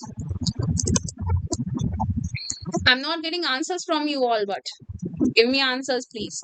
A company is preparing cash forecast for a proposed project. Installed capacity is 5,000 units, but expected utilization is only 80%. So only 40,000 units will be prepared. Selling price, itna, variable cost, itna. What is my contribution? All of you? 50,000 rupees.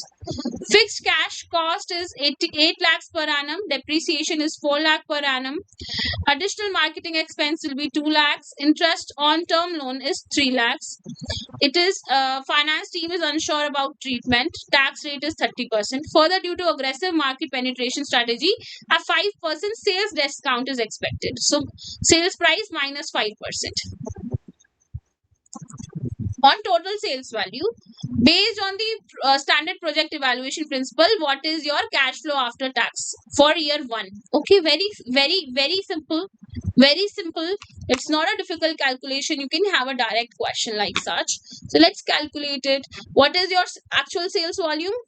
50,000 into 80%, 40,000 units will be sold. What is your gross sales value? 40,000 into 120. 40,000 before, because it is on total sales, right? So अभी इसको 5% करने से पहले gross sales कितनी हो रही है हमारी? 40,000 into 120, which is how much? Which is how much, all of you? 48 lakhs, right?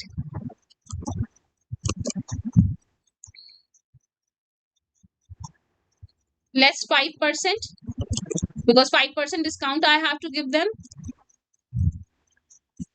which will be 45,000, 45 lakh 60,000, right? This is your net sales. Even if you wanted to do 120 minus 5% and then multiply it by 40,000, it would have been fine, no problem. But why did I calculate gross sales? So that it is easier for calculation for you to understand. Okay, I have my net sales with me. Variable cost is 40,000 into 70, that is 28 lakhs. So variable cost is 28 lakhs. So what are you left with? We're left with 17 lakh 60,000 as your contribution. Your contribution is 17 lakh 60,000. You have to deduct the fixed cost, but not the interest, right? Just the fixed cost, which will be 8 lakh rupees minus 8 lakhs. So you are left with 9 lakh 60,000. You're left with 9 lakh 60,000, right? And marketing expenses 2 lakhs, so minus 2 lakhs. And your depreciation is 4 lakhs, so minus 4 lakhs. So you're left with how much? 8 plus 2 10 plus 4 14. 14 lakhs is your total fixed cost. तो पूरा यही कर देते हैं minus.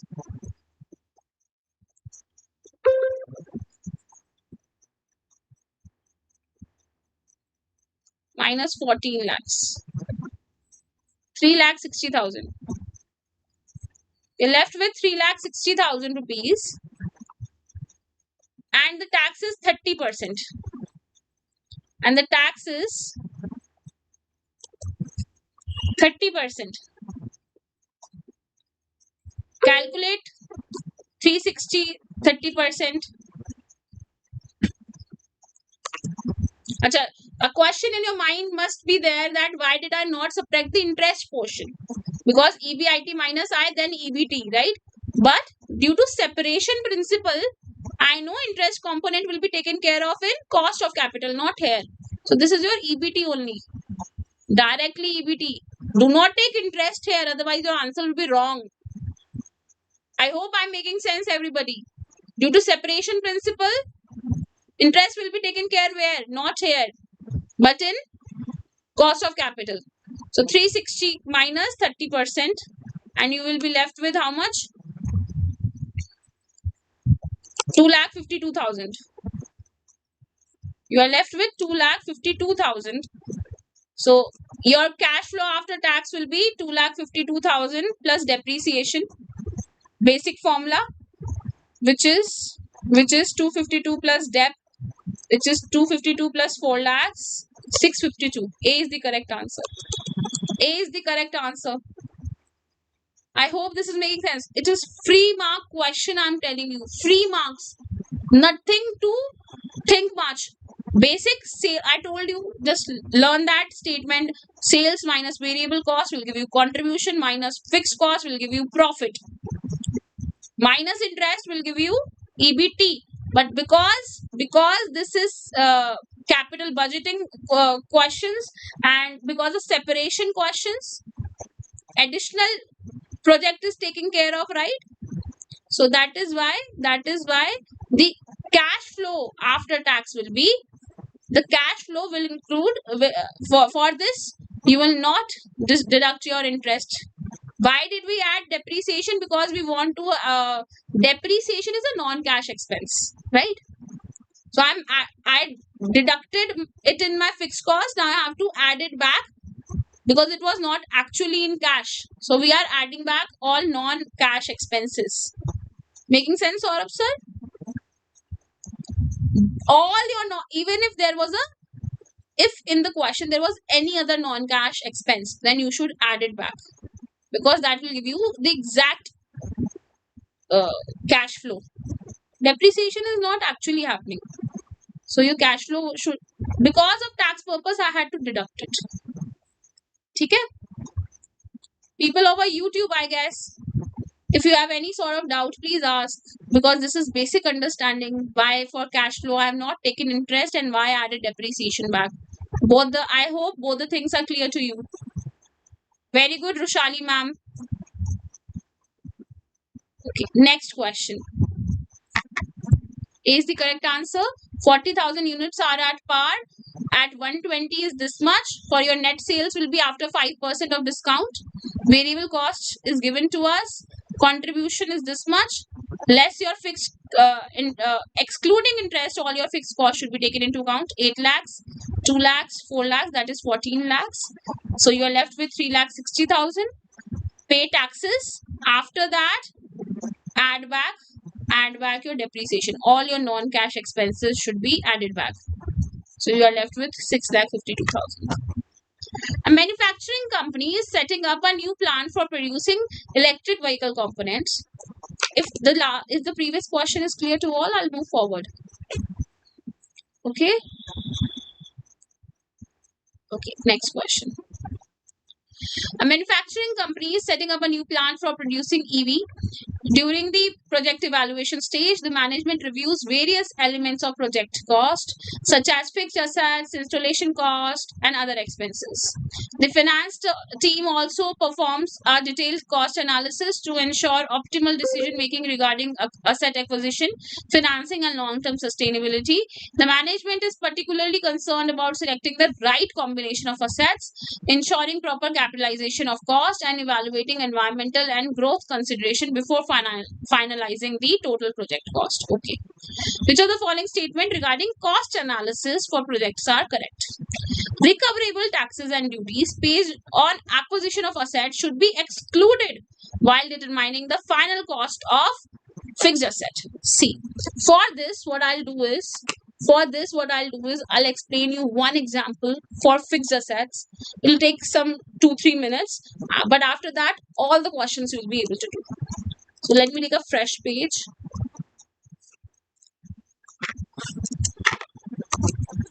Okay, let's say what happened was, yesterday night I was sleeping and Prabhu Shri Ram came to my dream. He said that, we are promoting Make in India, so why don't you do something for Make in India? So I said, Prabhu Ram, what can I do? I do not have that sort of money. He said, do not worry, I am here to help you. I will give you the money, you just ask. I said, okay, so let's calculate what all money do I require for this particular Make in India asset. So I said, okay, first I will have to import a machinery from China. Okay, this is India. I have to import a machinery from China, which will cost me around 20 lakh rupees. Prabhu Shri Ram said, okay, take. Then I said, wait, Prabhu, wait. There are further costs that is to be taken care of. He said, okay, tell me what other costs will be there. I said, since it was shipped, there will be customs involved. So any sort of taxes which are non-refundable in nature, I will add them. Let's say there were 2 lakh rupees custom will be there. He said, okay, take 22 lakhs then. I said, no, Prabhu, there are more expenses. He said, okay, tell me what other expenses are there. I said, once it is on the dock, there will be loading and unloading expenses. He said, okay, how much? I said, maybe 1 lakh rupees. So 23 lakhs. He said, okay, take 23 lakhs. I said, no, Prabhu, there will be more expenses towards it. He said, what else? I said that apart from this, there will be loading, unloading expenses. There will be warehousing cost. Any sort of warehousing cost that is over the dock. Let's say 1 lakh for that as well, 2 lakhs for that, then 25 lakhs. Then once Once it is there, of course this has come to Chennai and I live here in Delhi. So I'll have to transport it from here till here. The asset, I cannot go to Chennai and produce. I live in Delhi. So there will be transportation cost involved. So he said, what sort of transportation cost? I said, there will be a truck or a lorry which will carry this machinery from Chennai to Delhi. He said, okay. So how much traveling cost will be there? I said, 1 lakh rupees. He said, okay. Then I said, I know what is the condition right now. So I should get this insured as well. So any insurance on my traveling should also be involved. Then when it will come to Delhi, I will have to unload this machinery. It will not die. It is very heavy. I cannot do it. I will have to call JCB and it will be unloaded on my factory, right? So it has to be unloaded here. So unloading charges as well. So 2 lakh rupees for that too. So how much is there? 25, 26, 27, 28, 29 and other miscellaneous expenses. So 1 more lakh. So 30 lakh rupees. So Prabhu Ram said, okay, take it, take everything. But if you spend any money on sort of any inauguration, that now I want to do inauguration of this machinery, I would like to invite everybody and they will see the machinery. He said, no, this is extra expense. All Mo Maya. We do not do that. I'll not include that. Okay, when the machinery will come to me, there will be staff training, right? I will have to give them training how to do it. Okay, this you can include. This you can include. Other miscellaneous, I'm taking care of it. This you can include in your total machinery cost. But what if there is some testing done on this machinery? Okay, any revenue that you get from testing will not be included here. It will go to P&L. So when I talk about taxes, only non-refundable taxes are to be taken. Any refundable taxes should not be taken into account. They should not be added in the cost of the machinery. It should not be taken into account. So it should be deducted if you have already included it. So yes, statement number 1 is correct. I hope the example is clear to you all, right? On the basis of this example, now you will be able to do all the question for including what all is to be included in the cost of asset and what is not to be included in the cost of asset. General administrative expenses incurred during the construction period cannot be capitalized under any circumstances.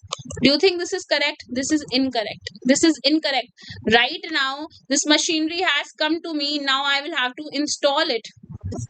There will be some admin expenses. I will have to train my staff. It should be included in my cost of asset only. It should be included in my cost of asset only. General administrative and operating expenses during the construction phase, that is, this machinery is being constructed, installed. It is not ready to work right now. So till ready to work, all the expenses are to be taken care of, right? It should be capitalized, but on reasonable basis only. So till it is ready to use, because after ready to use, nothing you can take. So till it is ready to use, take all expenses. So this is also incorrect. Next, installation cost include all direct expenses and manpower costs specifically attributable to setting up machinery or equipment. Do you think this is correct? Yes. Installation which is directly for this machinery should be taken care of. Okay, next. Selection of assets must consider their lifespan to balance maintenance cost and technological relevance. Correct. Leveraging decision related to any of the financing sources and have no relevance to decisions regarding acquisition of asset. No. Leveraging is broad. It is both debt plus equity, right? It could be buy the asset as a whole or replace it, right? So this is wrong. 2 and 5 are incorrect. So C is the correct answer. C is the correct answer.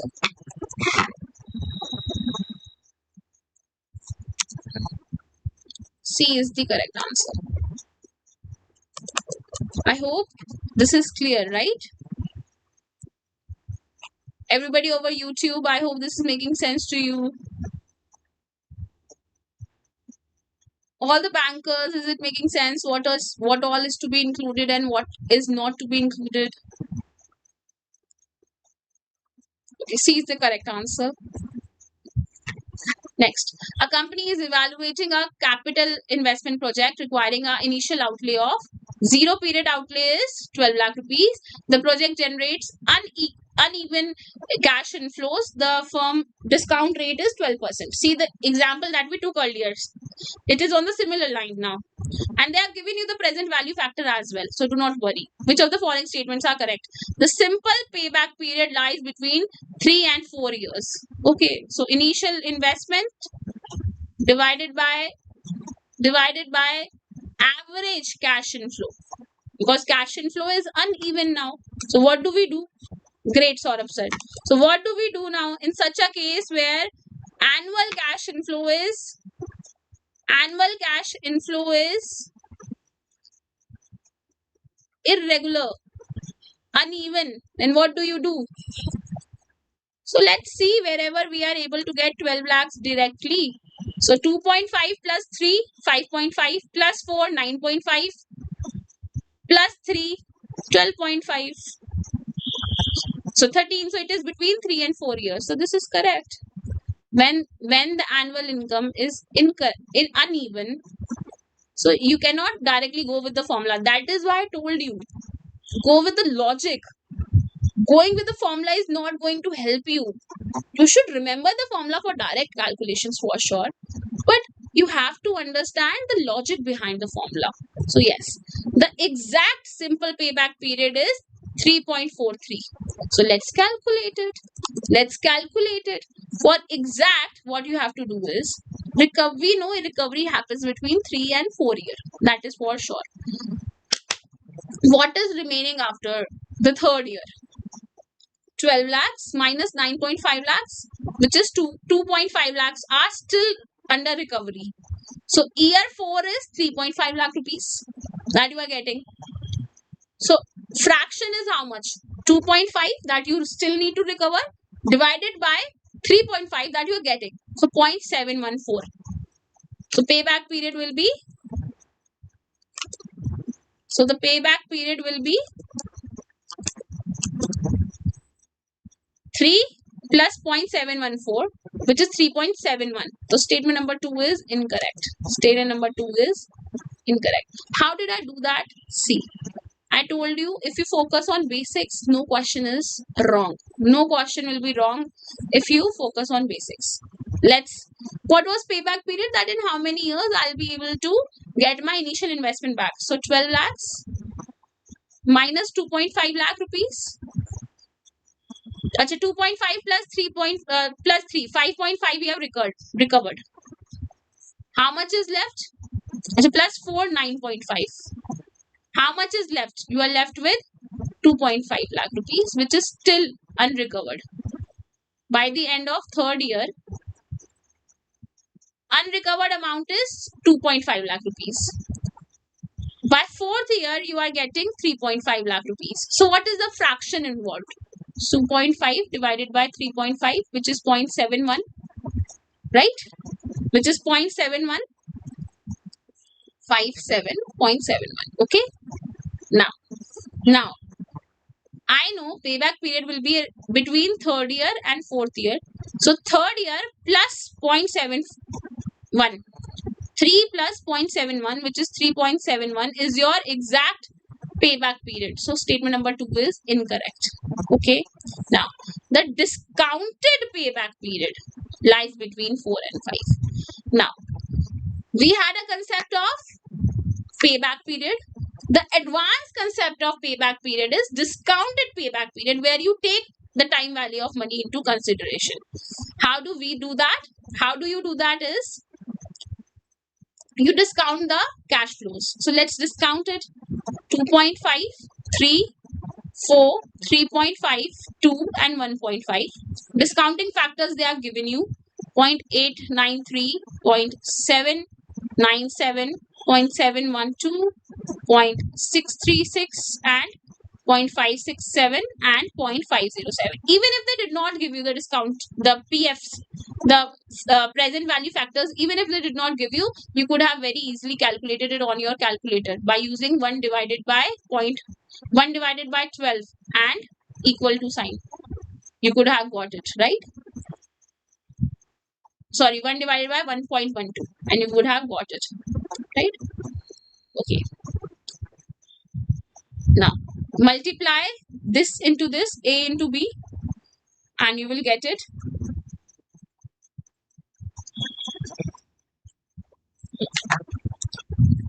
See, I'll do it with you. This is my calculator. 1 divided by 1.12. Press equals to, you get 0.893. Press equals to again. You get the next factor, that is 0.797. You get it, right? Now, how do we solve these questions in exam with the help of calculator is, you take the first multiple, that is 2. If the incomes were even, then the calculations would have been different. Since the income is not even, it is spread across, so the use of calculator is different now. So what will happen is 2.5 multiplied by, press the multiply button, 0.893.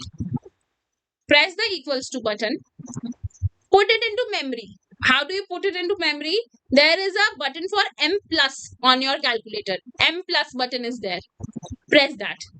Same way is 3 into 0.797. Again press M1. You do it for all the numbers and then you press MRC. What are you pressing? You are pressing MRC and you will get the answer. And you will get the answer for the sum total. You will get the sum total. That is how you use calculator for such questions. Okay. If I'll do the sum total, the cumulative will be 2.23, 2.39, 2.87, 2.22. And from there, you can see that where is the recovery happens as per the discounted cash flow. The recovery doesn't happen even after 6th year. So this is wrong. This is also wrong. When I'll calculate this and I will again see when am I recovering 12 lakh rupees, we will see that it is not happening even after 6 years. The discounted payback period is approximately 4.62. This is also wrong because it will lie between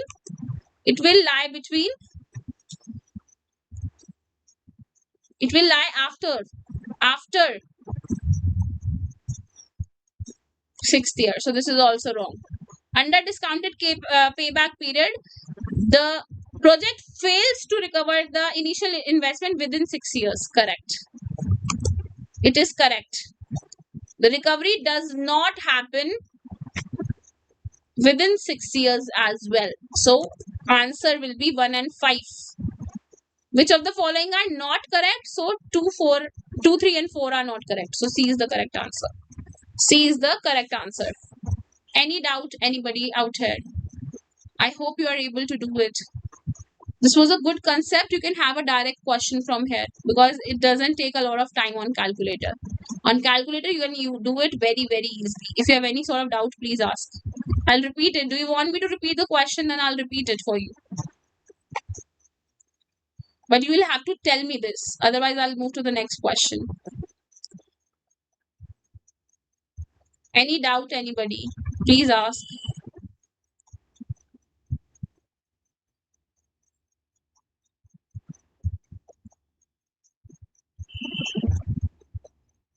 Do you want me to repeat it? Then also tell me, please.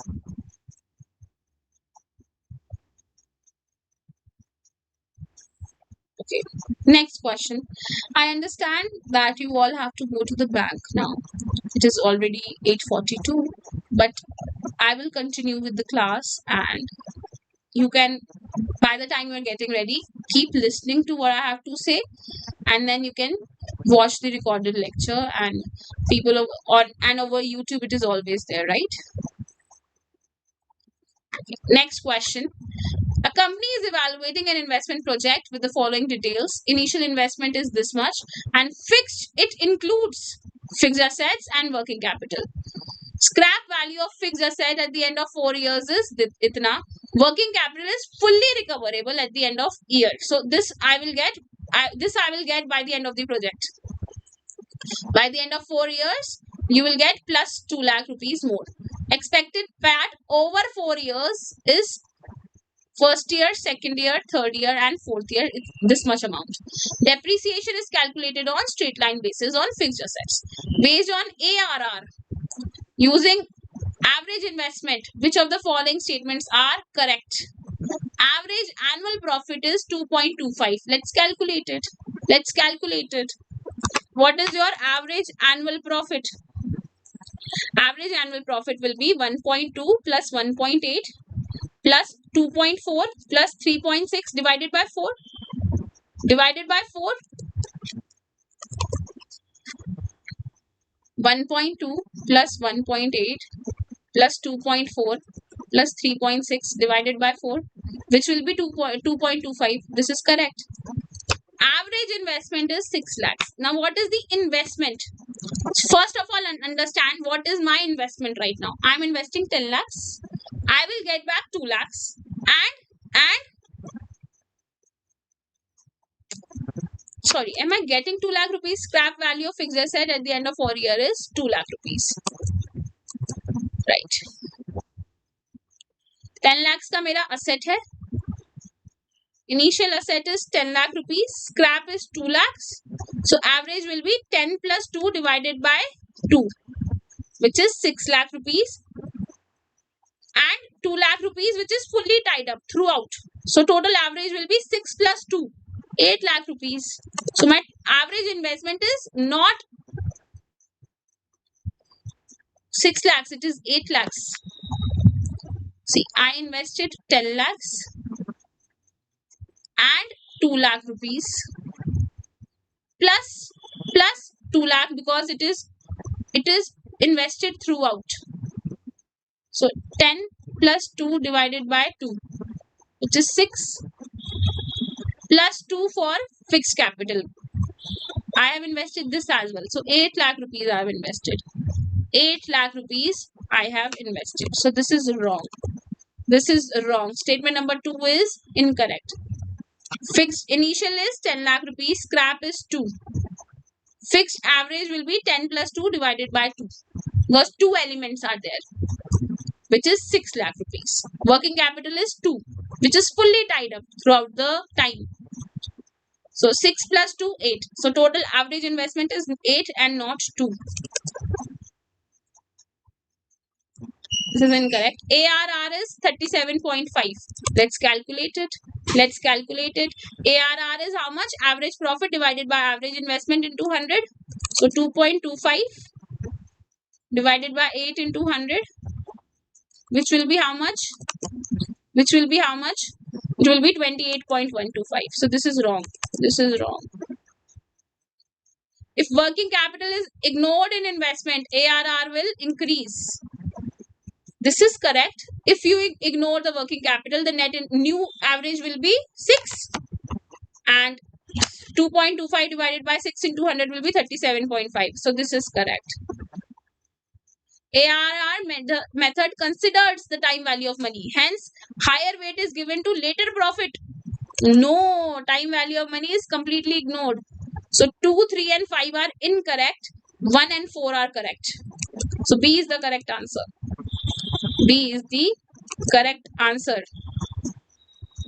2, 3 and 4. Achha, sorry. 2, 3 and 5 are incorrect. Sorry. 2, 3 and 5 are incorrect. So correct is 1 and 4 only. 2, 3, 5. हाँ 1 and 4 only is तो सही तो बोला है. B. B is the correct answer. 1 and 4. You have to take in. See, your 2 lakh rupees is also tied throughout the period. So that is why annual investment we have, average investment that we have taken is 10 plus 2 divided by 2 plus working capital. Making sense to you all? If you have any doubt, please ask. If you have any doubt, please ask. So this is important. Otherwise, you will lose marks because you are not doing the proper calculations. If you have any doubt, ask me right away. That for ARY average, how average investment is calculated.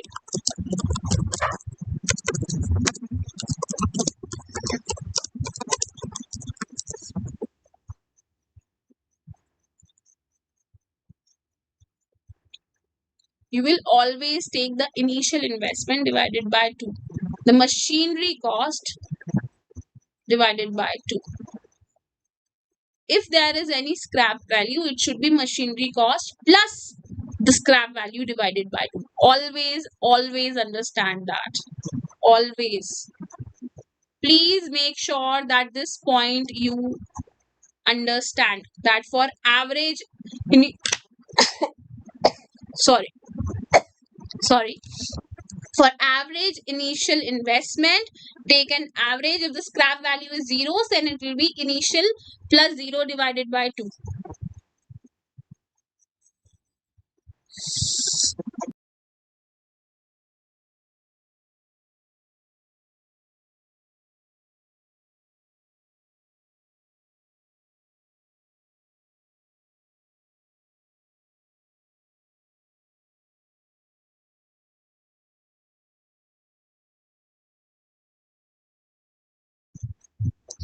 Okay, everybody, let's take a 2 minutes break and then we'll be back.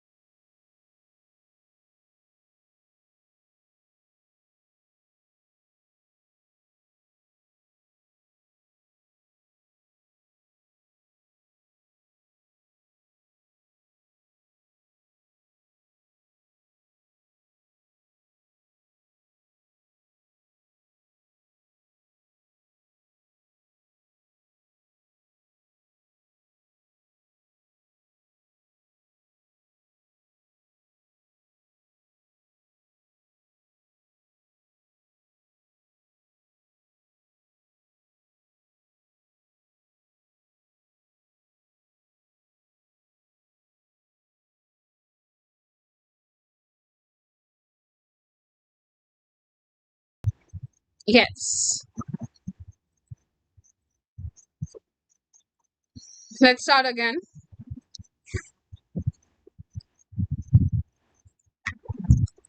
A manufacturing firm is evaluating multiple investment proposal under tight capital constraints. The finance manager computes discounted cash flows using a rate influenced by perceived project risk and market expectations. While analyzing project A, it is observed that increasing inventory levels during the initial years significantly affects cash flow. Another proposal, Project B, has a shorter life but lower annual operating cost. Due to limited funds, the firm is unable to undertake all profitable projects simultaneously and applies internal selection criteria. Which of the following statements are correct regarding capital budgeting concepts? NPV considers the time value of money by discounting future cash flows at a rate determined by investor expectation and risk perception. Do you think this is correct? See, yes, it is correct that NPV takes care of discounting. This is correct. But is it as per the risk and consumer behavior? Yes, this is also correct. This is also correct. Next, an increase in working capital during a project's life is treated as cash inflow while computing NPV. Do you think this is correct? This is incorrect. It is outflow, not inflow. If there is an increase in working capital, it is outflow. How can it be inflow? Capital rationing may require firm to select projects based on stricter benchmark such as higher IRR or higher PIs. Correct. If I have better PI, better IRR, then I will select it. EAC, that is equivalent annual cost, helps in comparing projects with unequal lifespan by converting cost into annualized term. Correct. Take an average. A project with zero NPV indicates that it will result in an overall accounting loss over its life. No, it will say this is incorrect. It says no loss, no profit. Right? No value addition is there. This is what we can say. So 2 and 5 are incorrect. So option number A is the correct answer. Option number A is the correct answer. Next question.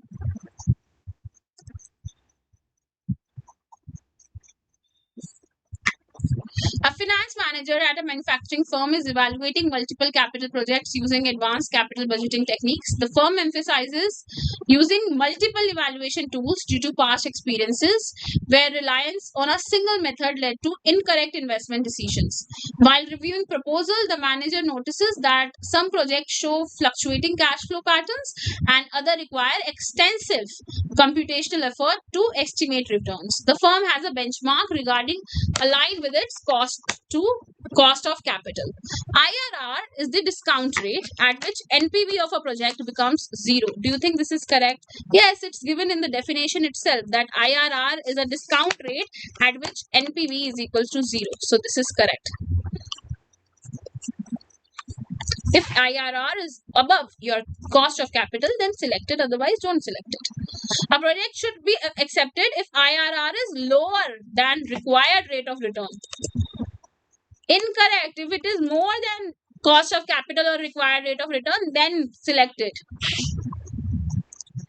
Projects with non-conventional cash flow may result in multiple IRRs. Correct. Non-conventional cash flows are alternating signs. They can lead to multiple IRR. So this is also correct. IRR can always be calculated directly using a simple formula without iterative method. Wrong. Hit and trial has to be taken care of in IRR. You have to go with hit and trial. At 9%, what is my NPV? At 10%, what is my NPV? At 11%, what is my NPV? You have to do hit and trial, which is not easy. So this is incorrect. Combining IRR analysis with scenario analysis can improve decision making. Correct. So 2 and 4 are incorrect. Wherever you are seeing 2 or 4, get rid of it. So C is the correct answer. C is the correct answer. Next. A capital budgeting analyst is evaluating two mutually exclusive projects. The analyst observes that both projects have unconventional cash flow patterns. While using traditional techniques, IRR method yields multiple rates, creating ambiguity. To address this, the analyst switches to a modified evaluation approach, which adjusts both reinvestment assumption and treatment of cash. However, during project comparison, the analyst noticed that the rank based on this modified metric differs from rank based on NPV, particularly because one project is significantly large in scale. Based on the above scenario, Evaluate the following situation. The modified approach eliminates the possibility of multiple rates arising from non-conventional cash flows by ensuring a single unique rate of return. Do you think this is correct? Correct. Modified approach, modified MIRR, modified IRR was actually made to get one single answer. So this is correct. Under the modified approach, interim cash flows are assumed to be reinvested at the project's own rate of return. This is incorrect. Unlike IRR, it is not said that the internal cash flows are reinvested at cost of capital. It is reinvested at cost of capital, but not like at its own return. Okay, so because the correction will make it more realistic. So if the correct answer would have been at cost of capital and not at own returns. All negative cash flows occurring during the project life are discounted to present value. Correct. The modified approach always provide a consistent ranking of mutually exclusive projects. Incorrect. How can this be correct? Similar to IRR. IRR also has this approach where it is not reliable for ranking mutually exclusive project of different sizes. You cannot do that. Because there are different scales, the answer will be distorted. Why do you want to do that? The terminal value of cash flow is computed by compounding them at the firm's cost of capital rather than at internally generated rate. Correct. So the correct answer will be 1, 3 and 5. A is the correct answer. A is the correct answer. I hope you all are able to do this. These are very good questions and you will get questions from this unit a lot. A project requires an initial investment of 1 lakh and is expected to generate the following cash flows. The cost of capital is itna, MIRR will be how much? So let's calculate MIRR. It's very easy. The formula is simple. Calculate the present values first. Calculate the present values first. For that what happens is, see, in this question they have not given you the discount rate. You know why? You know why? Because for MIRR, the calculation is a bit reverse. That is why. For MIRR, the calculations are reverse, right? Let's do it.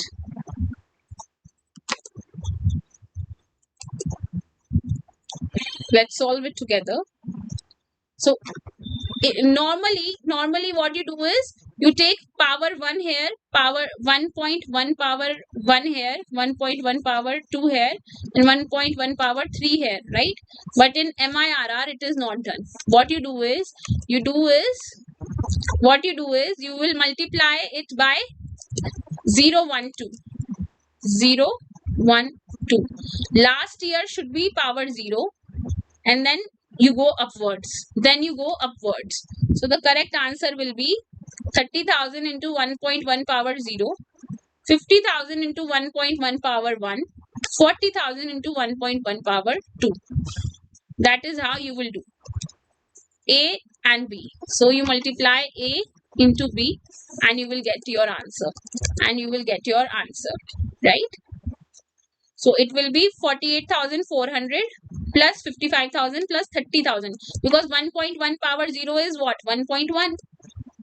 It will be 1, sorry. 1.1 power 0 will be 1. Anything power 0 is 1, right? So it will be 1,33,400.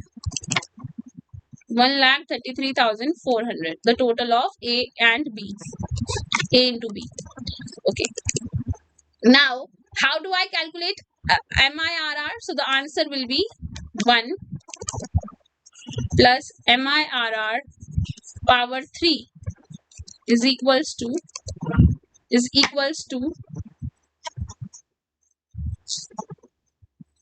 1.334, which is 1.334. I've just divided by 100. That is it,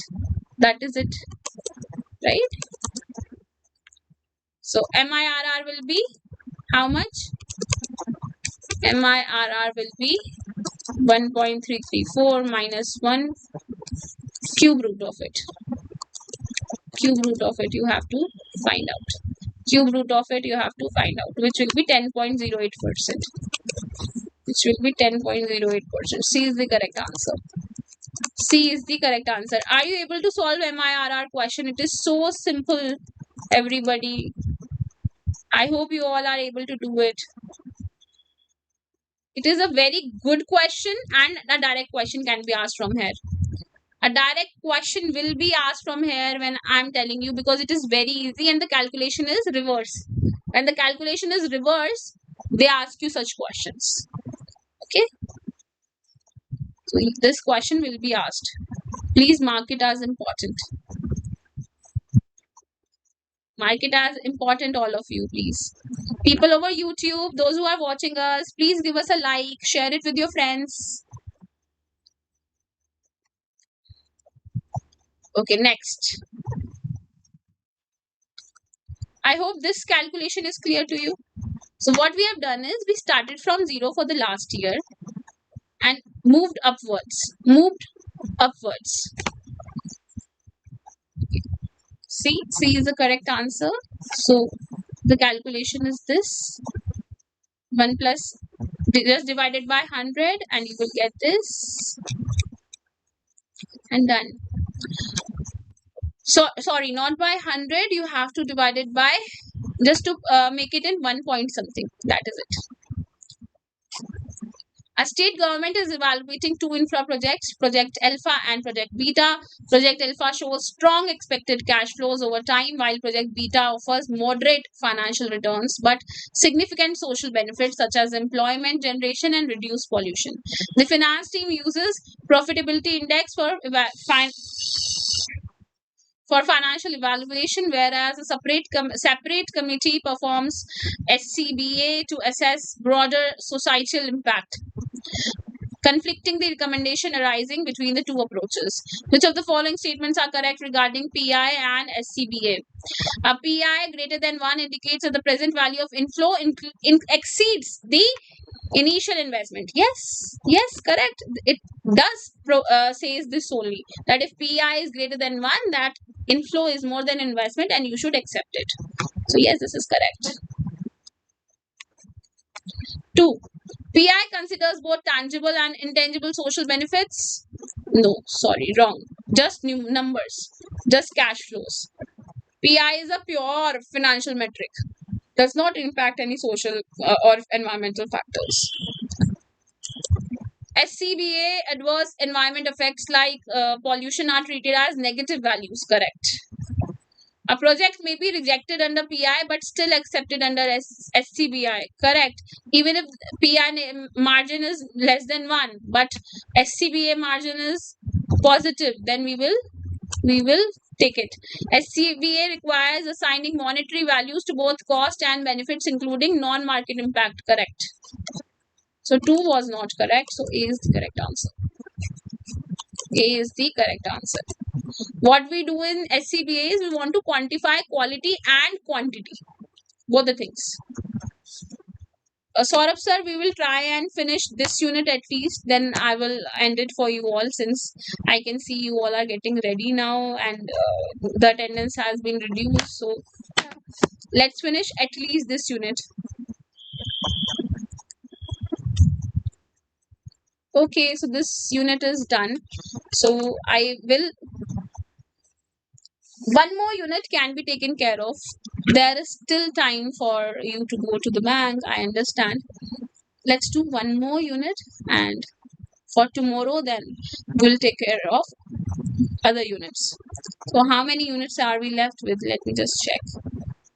So yes, we can complete it within like 1.5 hours. The whole thing will be done. If you all are ready for it, then we can do it.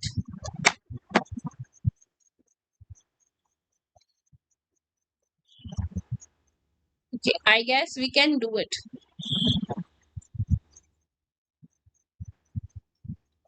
What do you all say? Should we continue? So that once it is done, you can focus on your other exam and you can focus on, the other modules as well. This is comparatively a module which you can do it like this.